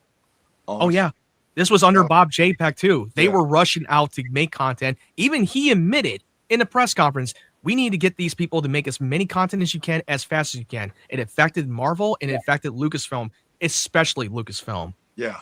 What do you think though Kennedy's cons were like? Besides we got Book of Boba Fett. What do you think her cons were? I think the Acolyte is the biggest one. Like you spent all this money on a show. She thought this is going to change everything. And Even then that we got budget like looked that. cheap. It's like Well- okay, I remember seeing That was- Phantom Menace in re-release, and they showed like at the end the clips from the. I saw that too. Yeah, and I was like, remember that. "Oh, I I'm was there. so ready for this show." This, Yeah, might I was be- ready for that too. I was hyped for the show. You had Trinity Yeah, from the the Matrix. third episode of the. And then Acolyte, she gets stabbed in the fucking chest in the little mini dagger, and like That's you what off your I, character. That's when I canceled Disney Plus. Star Wars is the reason why I canceled Disney Plus. That third episode of the Acolyte, I couldn't do it. I looked at my son. Before that, Ahsoka, the episode with them space whales. I was like, okay, you got some space whales. I'm trying to understand. That was which the space whales existed in From Star Wars Rebels. Rebels, And so then- they brought it into live action. So I didn't know that. Then they fart, and then they go into hyperspace. I was like, I'm done. I mean, I don't remember them farting, but okay. Well, I call it that. It looked silly. And then the third episode of the Acolyte is when I said, you know what? I picked up my phone, I turned off the TV, and I canceled Disney Plus, and haven't been back since. Man. I mean, I will admit, I like the Ahsoka more than the Acolyte. I'd rather watch the Yeah. show over that. I I mean, finished even the though whole season. there's, I only like the first half of the Ahsoka show. After that whole world between worlds with Anakin, that's when it kind of fell down the down the rail. But after I that, think honestly, for what I heard originally, what I mean, Ray Stevenson, R.I.P. to Ray Stevenson, best character, Balin, the best character out of that whole show. And them little creatures got on my nerve after a while on that planet. Little Oh creatures. yeah, they did. They annoyed me. They looked like they almost reminded me of the trolls of fucking Frozen. It's like Also- it feels like they're going way too derivative with Disney when now they're under the banner with Disney. Also, besides the TV shows, one thing about Disney, also, for instance, I really, really hated was at the theme parks. She's like, because they were going to do some like, because they were like, where's like the stormtroopers and why aren't there any Darth Vader rides and stuff? And she said, they said Kathleen Kennedy said that they did not want to do a cater to 50-year-old men. Again, comments like that, you will lose people forever, and they won't come back. They were won't. focusing way Yes. too much on the sequel trilogy characters at that park. And now here's the thing. I will admit, when I went to go see it, and when I went to go to Galaxy's Edge, I went there during the pandemic, and it wasn't that packed and busy because of the pandemic and all. I had a great time. I would be lying to you if I did not had a great time. I enjoyed riding the Smuggler's Run on the fucking Millennium The Falcon. Smuggler's Run.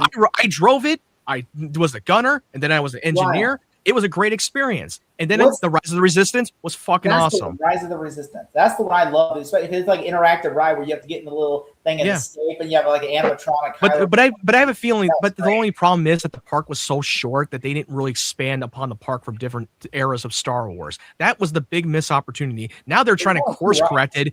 Now they're literally trying to course correct it now by adding now the legacy characters from the prequels and the original trilogy. They just And some had a people are ride. and some people are making up false misinformation and like, oh, now they're going to get rid of the sequel trilogy. No, they're not. They're No. they're just going to adding the additional legacy characters around the park. Yeah. at Disneyland, they have another Star Wars ride. There are 2 Star Wars rides in Tomorrowland, where Yeah. it's like one is like basically you're like they have all the prequel eras and original trilogy where you're like going in this thing and it's taking you around. Yeah, they have it. They have it at Hollywood Studios 3D too in ride. Florida. Yeah, it's a 3D simulator ride that you're riding along with the C-3PO. roller coaster. They made that Space Mountain into a Star Wars ride now, where you're on a roller coaster. You see X-wing fighters chasing after you and stuff. Oh, cool. I didn't I know they hated did. it because Wasn't I- it? Is that at like a Disneyland or Florida? I don't remember. That was they at put it- Disneyland. It's Yeah. Yeah, that's in LA. because they don't have that in Florida. They still have the original Space Mountain. Yeah. They changed it in Disneyland because I went in there and I'm like, Star Wars, cool. And then like all of a sudden, but then I got motion sickness because I'm like, I can't And do the- roller My coasters. biggest regret is that it was not the best timing to go to Galaxy's Edge because they shut down when you could actually construct your own lightsaber and get I that have one. experience. I've always wanted to have that experience, just to, even if it's just for something that you're using for show, but making it have that experience of making your own lightsaber hilt, hearing Yoda's voice and hearing the music. It's nostalgia. That was a great experience that I've always wanted to try. One thing I will say though, that now that it seems like now that Disney, especially at Disneyland, is going to start where there are 2 sections. They're going to have the prequels, not the prequel, but the original trilogy section, and then the Yeah. sequel trilogy section. That way you can get the Darth Vader experience. I wonder if they're going to build rides that's going to have, because I mean, it'd be kind of hard to do it with, because everyone on the film is like 80 now. So it'd be kind of And hard also to, they're literally just starting off with Disneyland first, and then later they will add that in Yeah. Disney World and Hollywood Studios. all right. So I will say, and also Kennedy, I think the biggest thing that people will always hate her for was what she did with Willow and what she did with Indiana Jones. I've never watched Low. I never even watched I the don't know original Willow, so film. I can't really justify that. I can't defend it I because didn't I like never the original watched. Willow. I never even seen the original, and I never watched the show. I skipped it, and now and guess what? It's no longer on Disney Plus, and you can't get access anywhere. I They know erased Disney it like must have they found literally shit. erased it like nothing happened. And I think that, and you know what, in my opinion is, I think it's disrespectful because then you're acting like nothing happened, then you're not learning from your mistakes.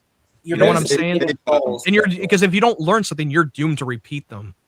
Yeah, they Men in Black that damn thing. They literally did. Neuralize it. And the Cheaper by the Dozen remake too. Yeah, they had it on VOD for a while, but now most of the Disney Plus content that were on VOD for a while, they took that off too. They wiped it away like the Death Star did in They wiped it away like the Death Star. Check the Internet Archive. I'm sure it's there. I will say though, before we move on to Dave Filoni and Linwin, I want to say one last thing about her is I think Indiana Jones though was a big mistake she made because Indiana Jones, at least at the end of 4, if you ask anybody, they're going to say Crystal Skull was 10 times better than Dial of Destiny. You know, Yeah. Oh yeah. I have one of my friends, a mutual friend of ours, Dave, loves Dial of Destiny. He does Fuck not that like. He's actually likes it Fuck more than that Temple movie. of Doom. He likes it more Fuck than that Temple of Doom. movie up against the wall with crazy glue on his lips with handcuffs on. Fuck. It feels like they have movie. it looks like they have Pinocchio's nose jammed straight up our buttholes. I wanted to love it. I wanted to. And I I remember wanted to love it too. we But could then have. And also Harrison Ford wanted that direction to go. That's I what he loved the wanted. First 10 minutes of the movie. The first 10 minutes. He wanted him to make him more of a deconstructed character who's at his lowest, Yeah. and he wanted to write off as a swan song. They were trying to get that Logan treatment because it's He directed by should have James died. Mangold. He They should could have died. have fixed it because And also, black- there's the in black time chick travel and the movie, logic of behind this. It if made she no would've- sense. if she Even the would've been villain's with motive made Indiana no for the sense. whole movie, it would have been better. That I forgot her name. The black chick in that movie, their banter. I thought if she would have been the second main character through the rest of the movie instead of that whole, what's that, I think it was like Phoebe Waller's character. goddaughter thing, whatever. Yeah, she was annoying. That would have been a great duo right there because they had something going on there. I thought that was good. But She literally kept screwing him over many times. Like I'm at a point like, can she die? Because there's no redemption for her character. She was No. annoying all the way through. She was a piece of shit. yeah, you got a little kid flying planes. I'm like, get the fuck out of here. Well, to be fair, in the Temple of Doom, you had fucking little kid driving a fucking car in the getaway Okay, scene in Temple of Well, Doom. at least he I had like that blocks movie. on his feet. This motherfucker flying a plane.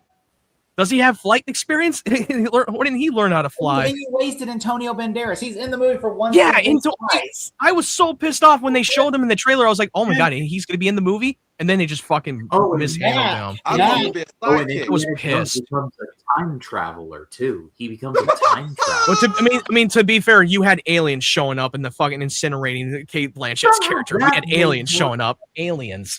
Like, how far Somehow fetched that can you made really more go? sense Yeah. than I him mean, I don't being care if you want to left use time in travel, control. but also the villain's motive of Matt Nicholson's character made zero sense. If you would take Indiana Jones out of the movie, his logic would have remained the same. Yeah. It would still remain his Somehow the downfall. I'm Somehow gonna the go aliens back and make more ensure that we sense win than World War him being II. left in ancient Greece, and then he just says, "Leave me here. I just want to eat like Leave me here. guac I just want to and die here. baklava and It would have been more emotional impactful if he Oh. went back in time to see Like the- Shia LaBeouf and Shia LaBeouf dies, and he gets Yeah, to say he dies in the goodbye. Vietnam. He died in battle in the That would Vietnam. have Yeah. been more He decided- impactful. and he did not get drafted. He decided to volunteer to piss him off. I was like, what? What's that? Blew my mind. Like, how grandfather stupid would decision disagree. they Mangold. made. It Yeah, totally it's ruined the volunteer end work. of Crystal Skull. You know, it Yeah, totally they did. They shit the just bed on that Mangold one. get Yeah. fucked up. And they just made him a joke too, because remember he's like sitting there and they're like, "Oh, he gets a clock now. Oh, for happy the retirement or whatever." And he's just sitting there, and everybody's bored, and everybody hates archaeology. I'm like, horse shit. Like horse shit. And It's then you always got- Buddy, it's that was always a interesting. land Because cameo. if you watch the previous like movies when he's in doing his presentation and teaching the class, everybody was just, "Come on, tell us." And most of the women would go all over him. everyone did. Henry. Everyone. I do like though whenever Boyd Hallberg, I thought laughed so hard in the theater. Whenever like all of a sudden they're dressed like Nazis, and then all of a sudden they're shooting at like the people like from the medieval times, and they're like, "What? Don't walk in the Hallis," and I'm just like, and then me and Ryan coined this phrase. They're not Nazis. They're not C. You see, me and Ryan Koenig. Oh God. They're not Poor Matt Cs. Nicholson, he did not deserve that. Yeah. Poor James Mangold, he didn't deserve that. This Also, He had the short end of the stick as They a have a director. nuke the fridge moment in that movie where there's at the beginning of the movie a bomb comes through, sits there, and then goes through floor to floor before it detonates. I'm like, he would be dead right now. There's no way that bomb would come. Well, that was that was in the but that was in the Crystal Skull. That was still done by Spielberg and George No, I'm Lucas. saying I'm saying Oh, the nuke. No, you said nuke in the fridge. That was in the Crystal that is a Skull. nuke the fridge moment. In that Oh, movie. okay, no. Oh, I stand When corrected. he's in the My bad. church tower fighting the Nazi, the bomb keeps Oh, getting yeah, down floor to floor, and I'm just like, what the hell? But I will also, say they this went about against their the law. Dollar They Death. went against laws of physics when in Temple of Doom when they were like falling through. I mean, yeah, there's How many feet now? They should have been dead. And on top of that, until Last Crusade when he jumps off the tank, and like he's Yeah. miraculously, you see. I mean, there's stuff, and also the villain didn't get a cool death either. Like the villain just No. dies to be in a plane crash. I'm like, are you serious? But also his logic was so redundant. Like I wanted to love this movie because I like the trailers. I thought the trailers were great, and then Well, I was like, I could not wait to see this movie. And then I watched the movie, and I'm like, aesthetically, I loved it. But then I'm it like, looks well, better yeah, than the Crystal Skull. The way it was filmed and the color grading, it looks like a sequel to the first three. Because the Crystal Skull, he shot that differently. The color was off. It didn't look the same. It His felt lighting- like a Spielberg movie, but Yeah, looked his so lighting. different. His lighting was a lot different when he was doing modern Yeah. filmmaking in a Yeah, modern because day. now film was. I think it was digital. like during Minority Report when he had the different cinematography and changed the anamorphic lenses. It was during Minority Report. Then it was War of the Worlds, and then Lead On and so on and so forth for his later movies. It remained the same. It didn't look aesthetically. It didn't look right, but Dollar Destiny looked like an Indiana Jones film. It just didn't feel like one, but it looked No. like. It Yeah, looked like and- it, but the feel and the tone did not. And then Yeah. it has such a bullshit ending where it's like, oh, he doesn't get back with her. He just ends up where he was at the beginning, nowhere. And I'm just But she comes out of nowhere, even though they were not on speaking terms. But then she shows up in his apartment, and act like nothing happened. He literally gives up. He just like, please just leave me here in ancient Greece so that I can eat olives and like sunbathe and like figure out how the euro works. I'm just like, imagine if he was Indiana Jones dies in Greece and he It feels like Harrison Ford is cursed when he's with Disney. I feel like he's cursed. He had one great thing in the first movie, then he made a cameo in The Rise of Skywalker, then he did Dial of Destiny that shit the bed, and then he did Captain America: Brave New World, which that movie shit the bed with Harrison Ford in that movie. The dog movie with him and the dog. I bet he was gonna say at one point, hey, maybe I'll run into Leonidas here. He's like, hey, if the money's Before we good, go to Dave go. Filoni, is there any final thoughts on Kathleen Kennedy's era before we go to Dave Filoni? Nope. no. All right. Nope. So now we're on Dave Filoni's era. Well, we did have the game. Linwood Brendan, Dave Filoni and Linwood Brendan. I like Dave Filoni, okay? I like everything. Look, I didn't like Ahsoka. I think that's the big. If Ahsoka had been a big hit, people would probably not be upset. But the fact is, it's kind of like it'd be like if James Gunn came off a bad Guardians movie, and then people be like, "Oh, he's running DC," or a bad DC movie. But, But instead, here's the thing: they were shitting on James Gunn anyway. They were still a lot of people backlash when he took over DC and when he started to do the Superman reboot. They were all waiting for him to fucking fail. but he didn't, so that's good. But the Yeah, only thing is, good Dave Filoni has had some failures. I mean, like Ahsoka season 1 was not good, and then on top of that, Book of Boba Fett was not good. Even though he tried to fix it, it still wasn't good because his name's attached on it.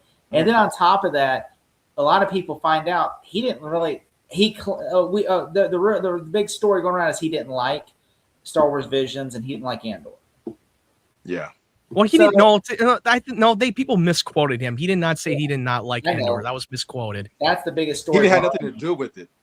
He just didn't have anything to do with it. Yeah. And he said, he had a different vision, and that's great. Like, he didn't say, like, oh, I hated that show. Like, he did Yeah. not say that. People But- misquoted him and throw But he misinformation. his way did. with He it. was the guy who did say that because he was allowed to greenlight any television show. And what happened was the guy Tony Gore went over his head to Kathleen Kennedy because he said he didn't think that nobody wanted to watch a show about just one character from Andor, and the Andor character. So basically, whenever Kathleen Kennedy and she said, "Yep," and she greenlit it. And so I guess that's so. I don't think Tony Gilroy is going to be working at Lucasfilms anymore now, unless Linwood really likes him because. Here's the thing: Tony Gilroy even said after season 2 he was done. He was moving on from Star Wars. Yeah. Which I think I can see where Dave Filoni is a gatekeeper. He wants to keep George Lucas' original legacy. I think Andor. I have my biggest issue with Andor is I don't think it's a Star Wars show. Yeah, I think it is a science fiction show that has some good themes and messages, but I don't think it's a Star Wars show. I mean, but I still think they were able to steer the ship by the end of season 2, and they were able to steer the ship and lead into Rogue One, and I thought they did it beautifully well. I just don't think that's my biggest issue, and I kind of side with Filoni. Like, it might be a great show, but it's not a Star Wars show. You know? But the only problem is when you have Dave Filoni at the helm, when he's like, oh, he's trying so hard to fulfill the legacy with Lucas, then you're going to rely on too much of your favorite characters that we've already had many times. Then you're not going to really expand upon your universe my thing is and new characters or new stories. Star Wars film, I expect to see legacy. And he's going to rely too much on Ahsoka because he is so fond of Ahsoka when he created that character, and he can never stop talking about Ahsoka. I'm a Ahsoka fanboy.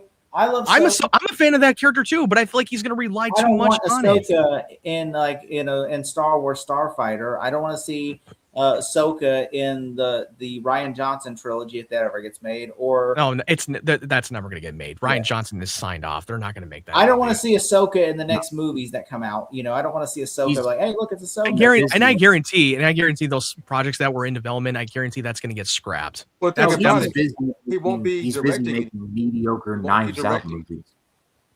So that's the plus. But we both know his vision. If I remember correctly, we were supposed to get a season 2 of Ahsoka a lot sooner, and it got delayed.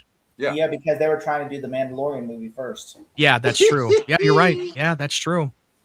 Yeah, because Dave Filoni and Favreau knew, because apparently season 3 and season 1 of Book of Boba Fett kind of got mixed up because they were trying to both fix the Book of Boba Fett, and then Mandalorian. They told Rick Farquaad, hey, would you take over and just over the scripts and everything and make sure that we start shooting, and then we'll come back after and finish it up. And Rick Farquaad did that, and that's why a lot of people say Favreau wasn't really on set that much for season 3 of Mando, even though he takes full responsibility. But Rick, the guy that was supposed to direct The Flash, he was the one that was overseeing a lot of season. Oh yeah, Andy Muschietti. Yeah. Yep. No, not Andy Muschietti. No, I'm saying. No. Oh yeah. Rick Farquaad, the one who made Dope.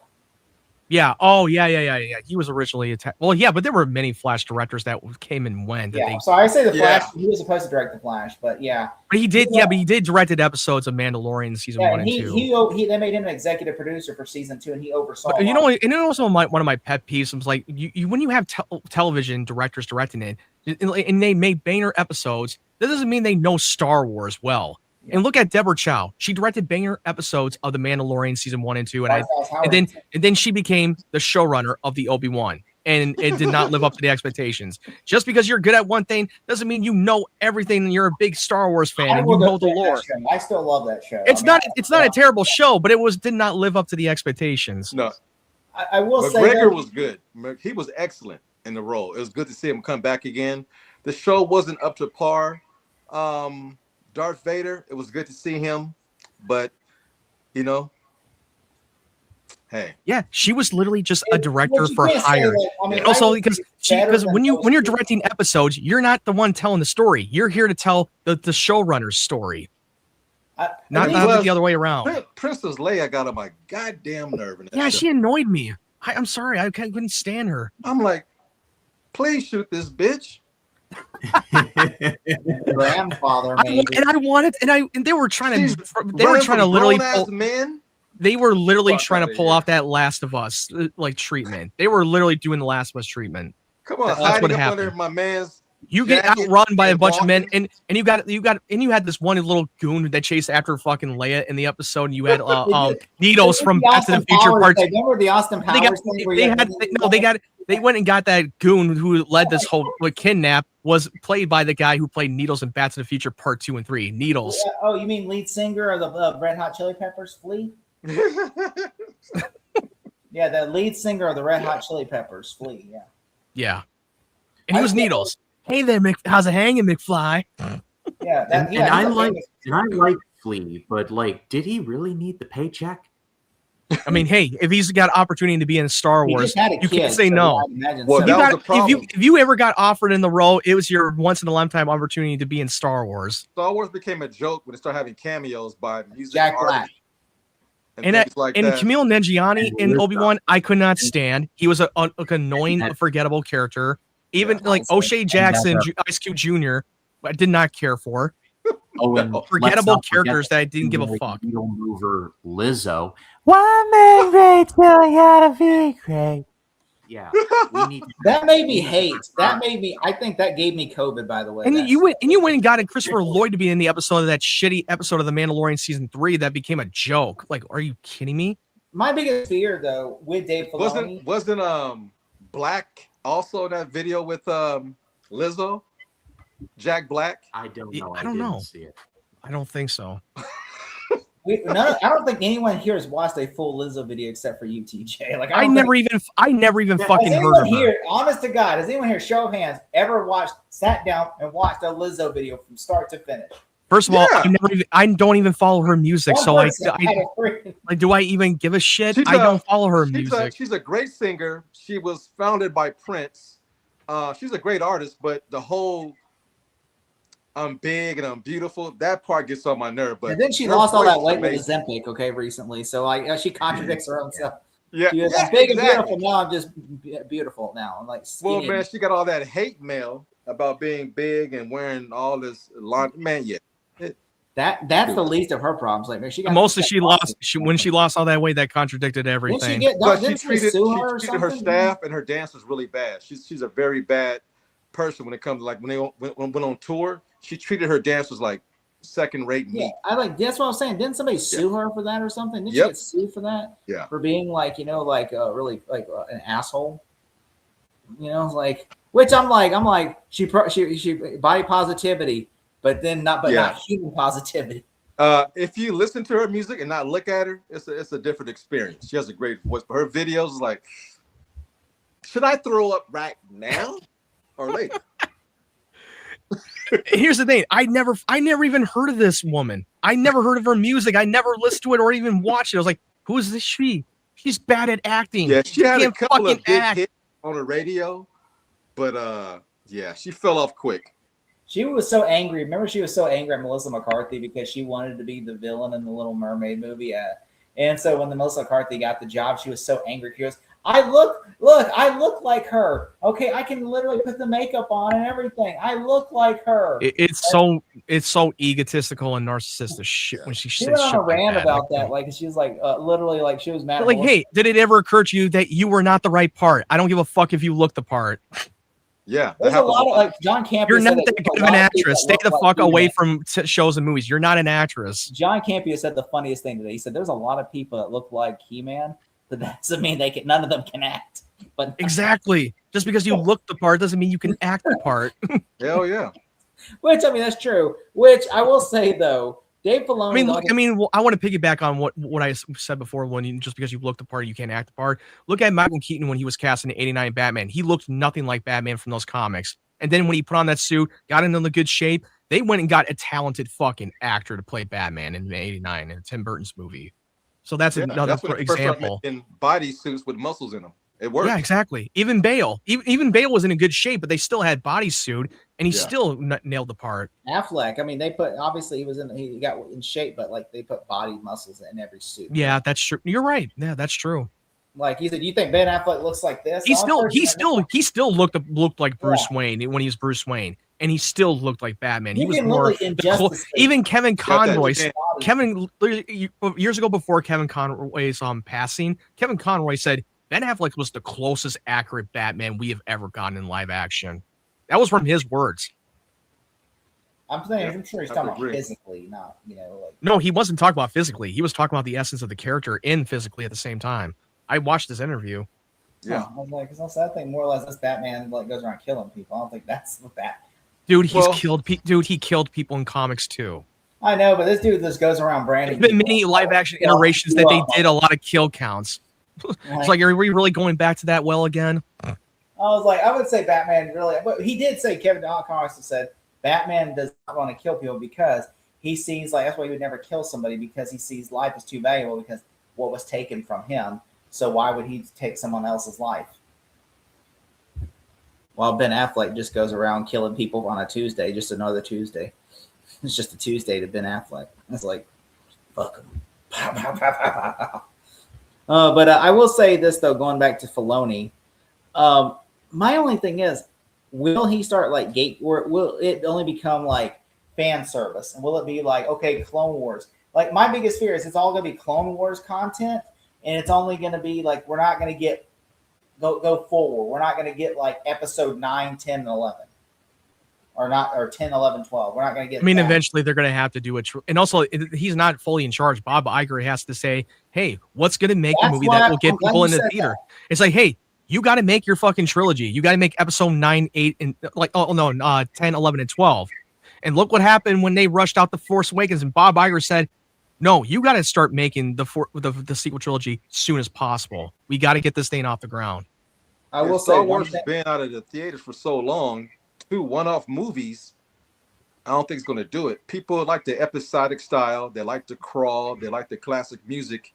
Just tell 3 great stories, or three movies telling one great story. And you know what I think they should start doing? Make the Old Republic trilogy movie. Don't do a fucking Disney Plus. That's just gonna big dot. They try to do Disney Plus shows and they always downgrade it. You want to know how long they need the Old Republic should be a trilogy for a movie. Treat this as a Lord of the Rings. Get Star Wars off of Disney Plus. It belongs in the theater. You're really tarnishing the brand the more you keep putting out Disney Plus content. You want to know how long? You want to know how long Star Wars has been? It went through a whole presidential term without Star Wars movies. It's literally almost 50 years old. It's almost 50 years old since the first Star Wars movie came out. I mean, you know what the sad thing is? 2019 was the last Star Wars movie in theaters. 6 years ago. 6 years. 6 years ago. That's ridiculous. Let that sink in. The only time that we got it back on the big screen is when we had the episode 1, and then we had Revenge of the Sith, and then we had Return of the Jedi in theaters, and Empire. That was the only time they re-released it back in the cinema, and not the newest one. Star Wars because we need new Star Wars movies, and I think like these movies are not going to do well. And the reason why these old movies that got re-released made well, because this was during before Disney era. They did not give a shit. And there's a reason why they did not re-release The Force Awakens for the 10th anniversary, because they do not want to. They think they're not going to go back and watch it in the theater again. And which plus, I think would be, to me, Star Wars always started with casual people, fans. What do you think I'm talking about? That 20th century logo felt like Star Wars in the very intro, the drum roll, the lights, and then the Star Wars. But now it's just they have a lot of making up to do to get that magic back. It's going to take a whole lot. I don't envy his position, but he has a lot of work to do. And these next 2 movies are not his babies, so we won't know what he does until probably after that 2029. It's going to be a while. Yeah. And here's the thing, though. Here's the thing. And look, also Bob Iger is literally going to step down this year, so there's going to be another CEO, and Dave Filoni's got to report to. And my biggest fear is that new CEO. I hope he's competent, or she is competent, and actually understands. Look, these 2 movies, if they are successful, we're not holding you on these successes or failures. But I'm gonna tell you right now, the shows that you come out with, Ahsoka season 2, we're holding you on that. Whatever movie, the Mandalorian movie, we're holding you on that. Whatever happens with what's it called? Whatever happens in the coming movie, whatever happens after Starfighter, everything that's on your ass. And I just hope that Dave Filoni can prove, hey, I'm not just a guy who loves Star Wars. I actually can be Star Wars. I hope so, because see what happens when fans make movies. You get Predator versus Alien Requiem. They love Predator and Alien, and they fuck that shit up. Even the original Dungeons and Dragons, it was made by the hardcore fans, and look how that original film turned out.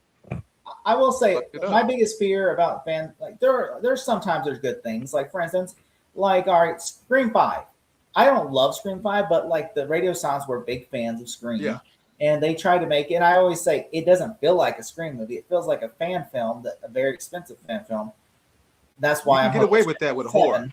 Well, yeah, because it was a meta commentary of the reboot. Well, every installment has its own meta for one sequel to another. That's why I want Filoni to feel like, okay, you're George Lucas, because I feel like, look, say what you will about Rian Johnson's Last Jedi, it felt like a Star Wars film because it felt like the cinematography. It felt like a Star Wars film.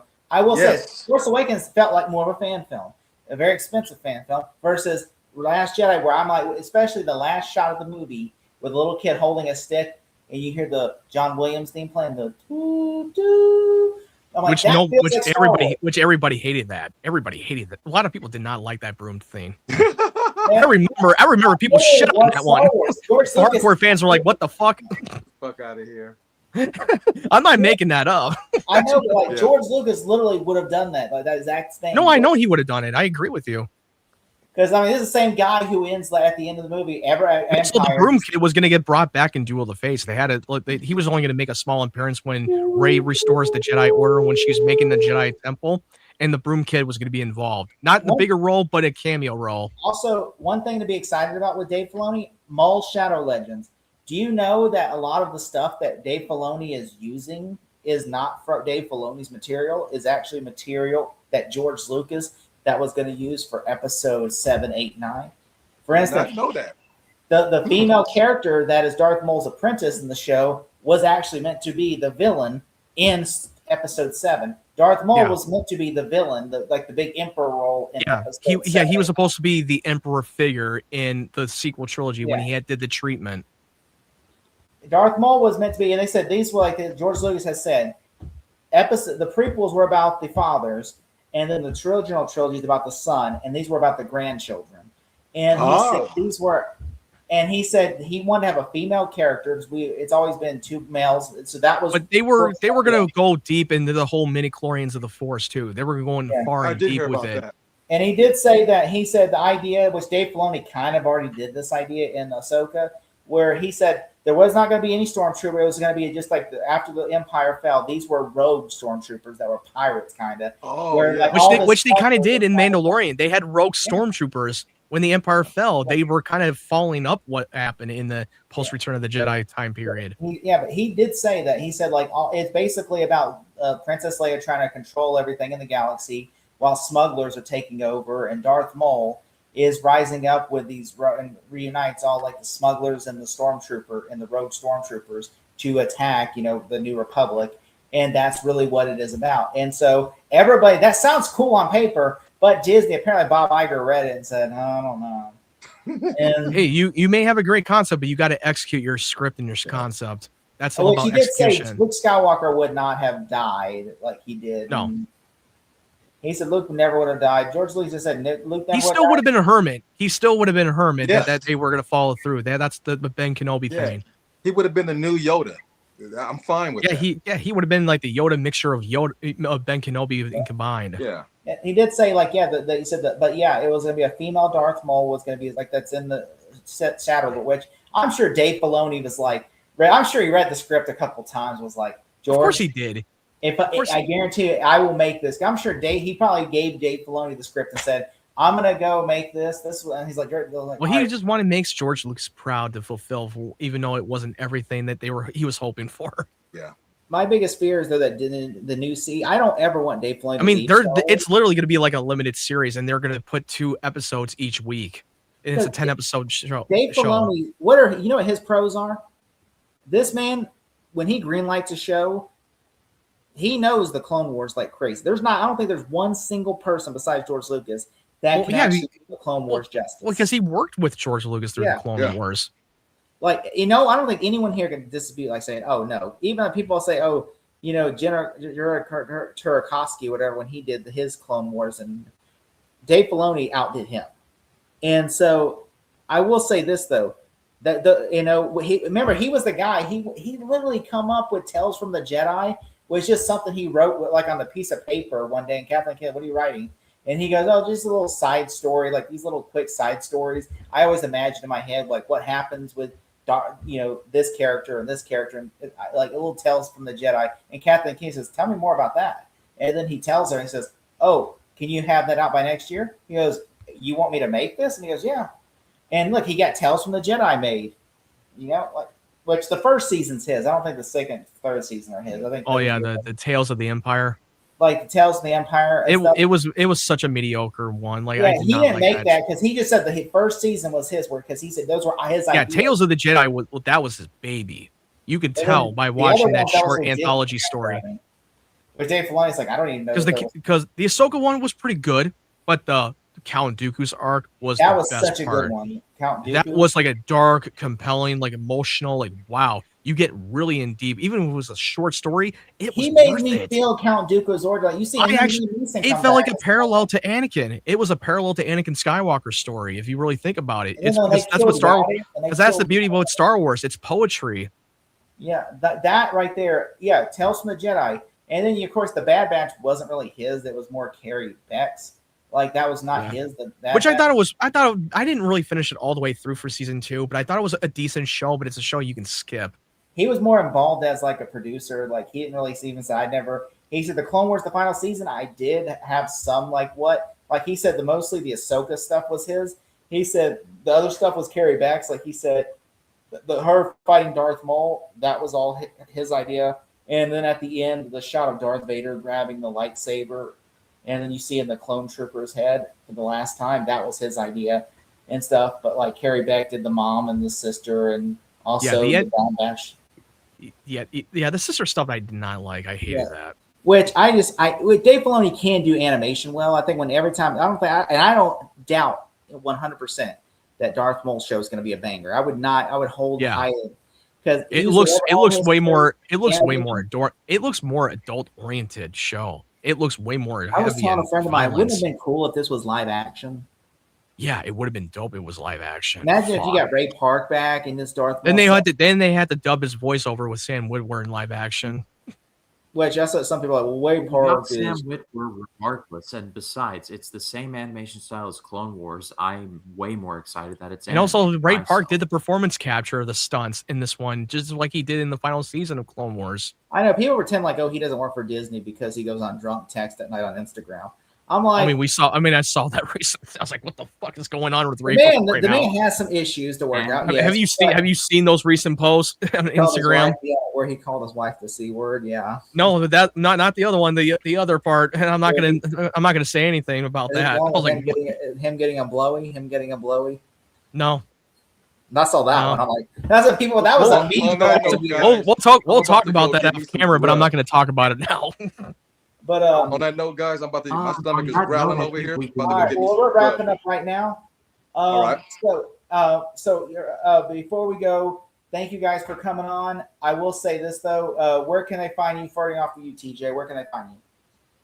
You can find me on YouTube at Blacktastic Media, Instagram Blacktastic Media, the same name everywhere. Just type it in. I pop up in different types of media streams, but not really shooting anything this weekend. I'm going to be chilling, watching playoff football, and that's about it. Be doing some editing on some bigger projects that I'm working on. Go Broncos. What? All right. So what about you, Matt? You can find my YouTube channel at MattWine92. I cross over 500 goal. You're an asshole. Like, really? You really had to go there? All right. Okay. Yeah, I recently uploaded my videos, my trailer reaction for Masters of the Universe and the Darth Maul series. So definitely check that out, and definitely check out my top 10, my most anticipated films of 2026. Nice. Nothing's. Sorry. So anyway, yeah. So what about you, Ryan? I just dropped my latest 1996 project video. I talked about, among other things, From Dusk Till Dawn. That movie's 30 years old. I hope you all do not feel old, TJ. That movie's 30 But, years old. That movie's the same Yeah. age as you. I pull up Came my out in camera. '96. Oh, that means The movie. I can confirm the movie still rocks. And I was joined by Austin Pez Howell from the Movie Hero Network to talk about it. It was a great time. And then I got other stuff planned. Small Zero channel will be up very soon. So, yeah, a lot of fun stuff coming. Oh, one thing I want to add, shout out to Sinners for getting nominated 16 times for the Oscars, broke the record. I hope it wins all of them just to make people mad. I'd like to see people mad. I'm surprised on you're the not time. noticing what Jake just did. I see that. I think he saw it and was choosing not to acknowledge it. Like that But scene in yeah, the that was Hawkins said, cool to see Malcolm, that this one's morning. white, one's black. That's Shout what out I'm to saying. him. But Oscars, he might win 5. Pause. We'll see what happens. Yeah, I have a feeling that one battle or another is going to sweep the win. It's going to know happen. that it's 2 awards it's going to get. I know it. I know it's going to. Tiana Taylor is going to get one, is the award for Best Actress, and I know that Paul Thomas Director. will get the award for Best Director. Yeah, if he gets the win for best director, it's most likely one battle or another is going to get the win. And for I best think picture. it'll win Best Picture. It's But going to it's weird happen. because usually Best Director never wins Best Picture. So we'll see if it changes this year. Well, no, actually, Yeah, usually, that's the best usually directors do win best picture when they win their award, but there are exceptions every now and then when they win as a director, and that it's rare that does not get win for their movie. Right. And I think it's, and I got my review for Lord of the Rings will drop tomorrow. I review Fellowship of the Ring, so I got that coming out tomorrow. And thank you so much for coming on, guys. If you can, give these lovers some like and subscribe. And thank you so much. And also, make sure to follow them on their channels. And if you can, try to hold an open mind whenever you watch for the future Filoni.